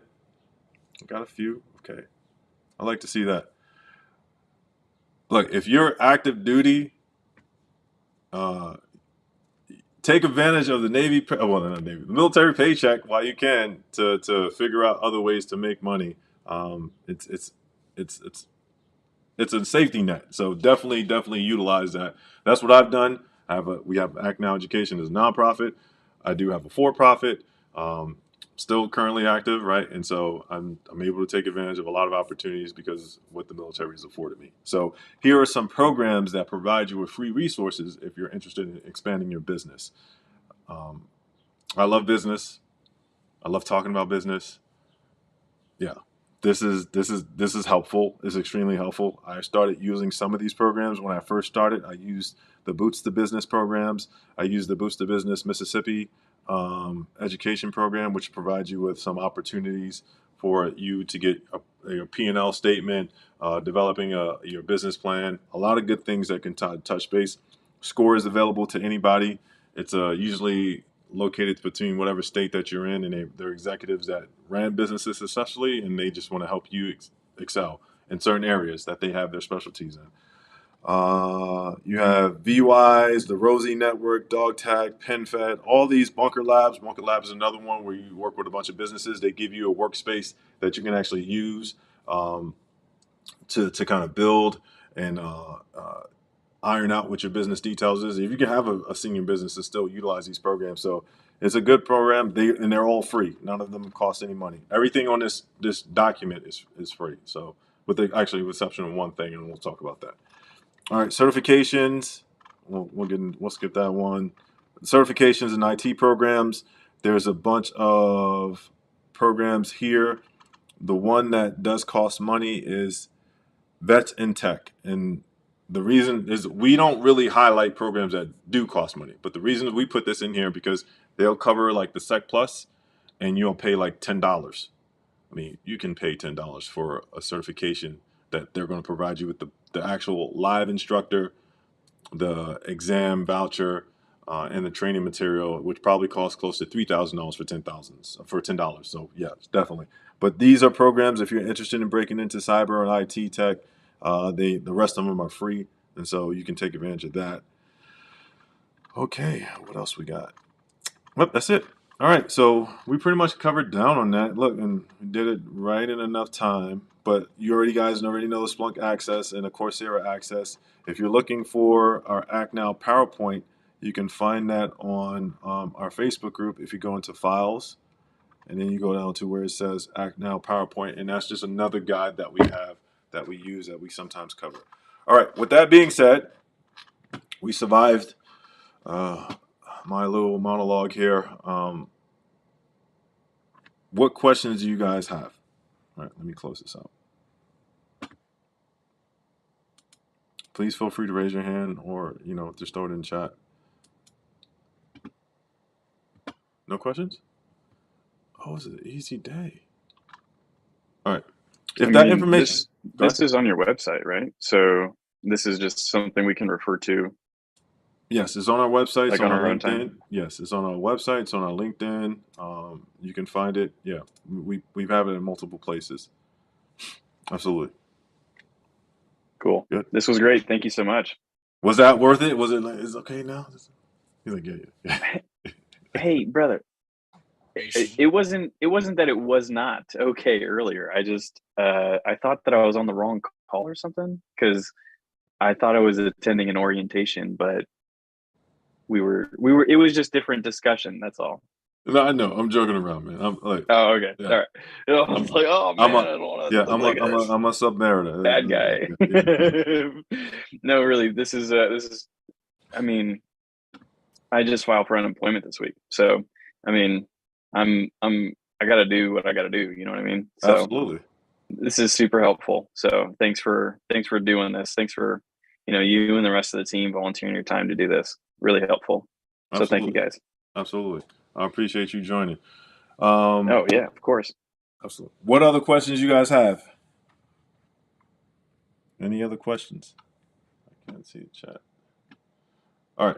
So for the search to success, yeah, when it asks for proof of service affiliation, just if you're a military spouse, just provide like your copy of your ID or something like this, or DD 214 if you're a veteran or whatever, something to prove your affiliation with the military as a spouse. Okay. Unfortunately, like I said, the reason Jay shared it earlier, we provide some of these services, and some people might share the link, or some people access it from elsewhere, and they think it's a free program, and there's no connection to the military. Yeah, we've had that. We've had that a couple of times. Yeah, we've had that a couple of times, and it's been pretty awkward. Like it was like everyone's military, and this person like, I don't know what I'm doing here. It's like, how did you get this? We try to, every organization has a purpose, has a mission, has whatever. Ours is with the military, so that's the reason why we try to restrict it to that population. And feel free to black out your whatever, any PII. Okay, I don't want to see your social security number. I don't want to see your address or whatever. Okay. Yeah. We got one question. Yeah, there is a LinkedIn Premium for military spouses. The one that we have in there says veterans, but if you just go to, just delete that last part, it'll show up just as a social impact. It's for military spouses as well. One thing I do need to highlight. So, granted, this is everything that we do, and we do this all for free. We do need something from you. I'm not asking you for a donation because we don't really do that much. What I will ask you for is if you can write a review. That means more to us than anything, because then that gives us firepower to talk to these organizations and say, these are the reasons why we need this type of resource. This is the reason why we are trying to help these people, because this is what we're trying to separate ourselves from and be able to provide. And so if you feel value, or if you don't, either way, let us know how we're doing. And I've just provided the link in there. It's the last link in there. So please write a review if you have some time. And like I said, it means a lot to us. And this is what this is what we do. Every Saturday, we're here to support the community, and we want to be able to provide you value. We don't want to waste too much of your time. We want to give you something where you can actually use the information, act now, and execute. So I thank you guys for joining us and being a part of this call. Every week is different, just so you know, but in the coming weeks or in the coming months, I'll just give you kind of like a schedule of what we're going to talk about. We're going to talk about how to get a bachelor's degree in 6 months from zero. We're going to talk about how to get a security clearance if you don't have one.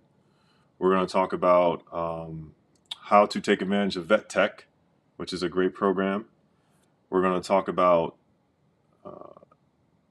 upcoming, we have an event that's in DC that we're collaborating with. And then we have the Military Influencer Conference. If you never heard about that, that is a big to-do that's going to happen in Las Vegas. And a lot of different organizations that support the military community are going to be there. And they're going to do a big employment opportunity there. I think this is the first time them doing that. But it's really just the networking piece. I've met people there that are my left and right. I call them if I need something and vice versa, and they're doing great things. And so really good, especially if you're in business or you're interested in job opportunities. It's a really, really good event to go to. So definitely take advantage of that. And then after that, after we're done with all that, like I said, because we only do one event at a time or one thing at a time. Because we have the project management that's about to happen this week, next month. Is it this week or next week? When does that happen, AB? 24th. We're doing a project management certification program that we're going to knock out. Study cohort. The study cohort. Then we have the Scrum. Then we're going to do the DC event. Then we're going to do the military influencer event in November. And then lastly, beginning of the new year, we're going to kick off the next 3-cert cohort. Because, we need November. We need December, November to chill out. And then get right back at it. So, like I said, it's this. Everyone, like I said, no one is paid. Everyone's doing this because they care about it, and so everyone has families, jobs, and things like that. And this is just something we do on the side. So bear with us. But if you like what we do, definitely let us know. Say it in the comments. Tell other people about us. There's no charge for us. We're not trying to charge anybody. I know some people on LinkedIn get reckless. They be like, yeah, Act Now Education. No, there's nothing free like that. And I was like, if I'm putting it out there that is free, it is free. Believe me, it is free. Just know that. All right. Well, that's all I got. AB, what you got? Couple of, just one last thing. Some people, rightly or wrongly, I guess, complain that this is mostly about IT and cybersecurity. For various reasons, I guess yes, because a lot of the inquiries are about that. But for the lady, for example, who was asking about, human resources, studying for, PHR or whatever, there's other stuff you can take advantage of. We mention it from time to time, like, for example, IVMF, through Syracuse University Institute of Veterans and Military Families, they have the Onward to Opportunity program. If you want to get your SPHR or something like that. Also, for example, you can sign up for O'Reilly. I think we use it. We talk about it from time to time. Yeah. Maybe now we just ran out of time to discuss it. So, like, O'Reilly Library is an awesome resource where a lot, it hosts a lot of books, a lot of technical books, and all, you can learn everything about whatever you want, any subject from IT to cyber to a lot of human resources, PHR, SPHR, APHR, whatever. Okay, if you're like active duty or retired, if you're retired, or even as a veteran, if you're 100% disabled, you get access to it. Okay, so yes, that's what it is. Yeah, he's absolutely right. We do focus heavily on IT and cybersecurity and stuff like that. This is what everyone's demanding. But there are other opportunities in there. If you look in a group, you can get your PHR. There's programs that talk about SHRM stuff. You just have to know where to look for it. Just because we focus on this stuff doesn't mean that stuff really doesn't apply to those fields and sectors as well. HR is very vast. Healthcare too. And here's the other thing. If you have a concern about the way that we do things, just think about it from this perspective. When you're employed with a company and you have a concern about something, they don't want to know the problem. They want to know the problem and the solution.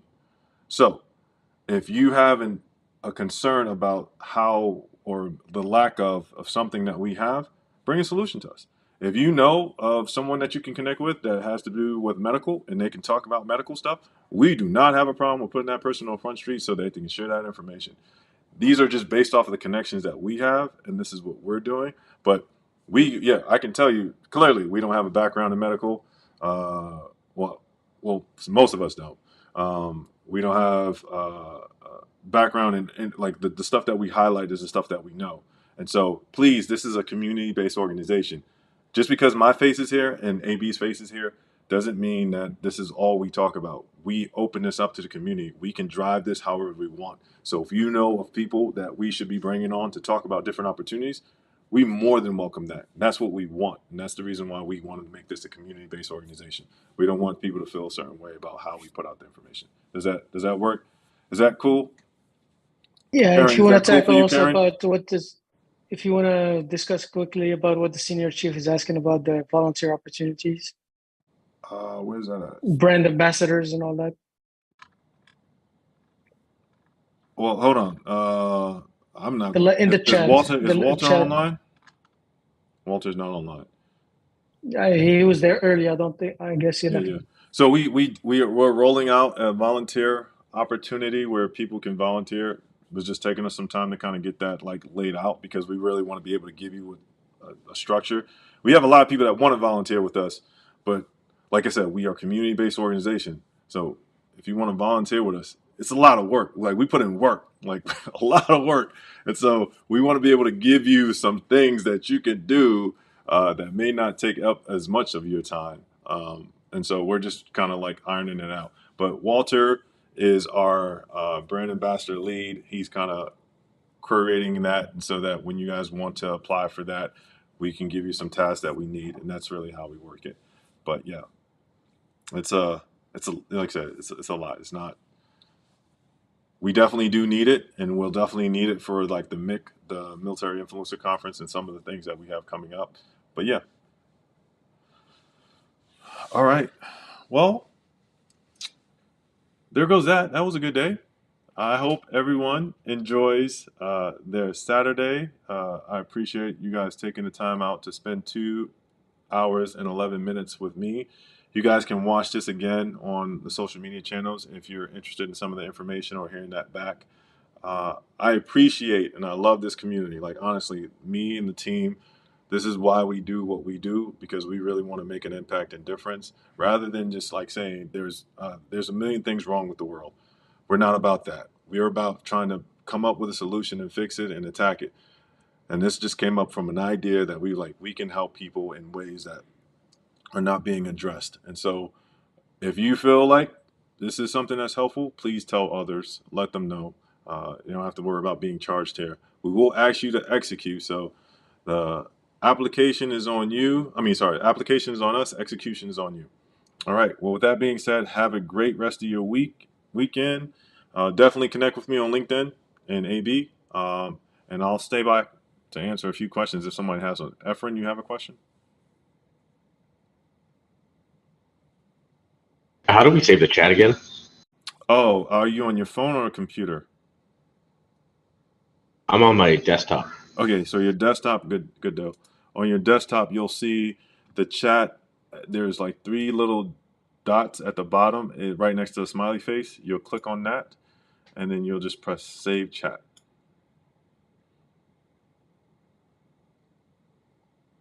Does that work?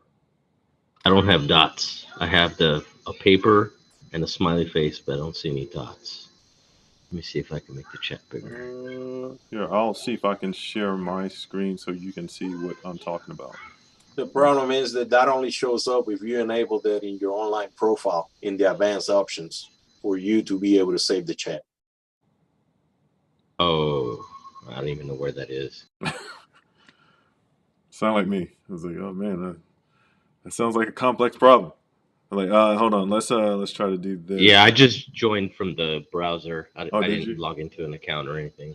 All right, let me. You need to log into your Zoom account, and then you can save your settings that way. Okay. Oh, I'm on Linux, so I didn't want to update it. Yeah, just go to your profile online from your web browser, and then go to your settings. And in the meeting advanced settings is an option there that allows you to save the chat. If you don't have that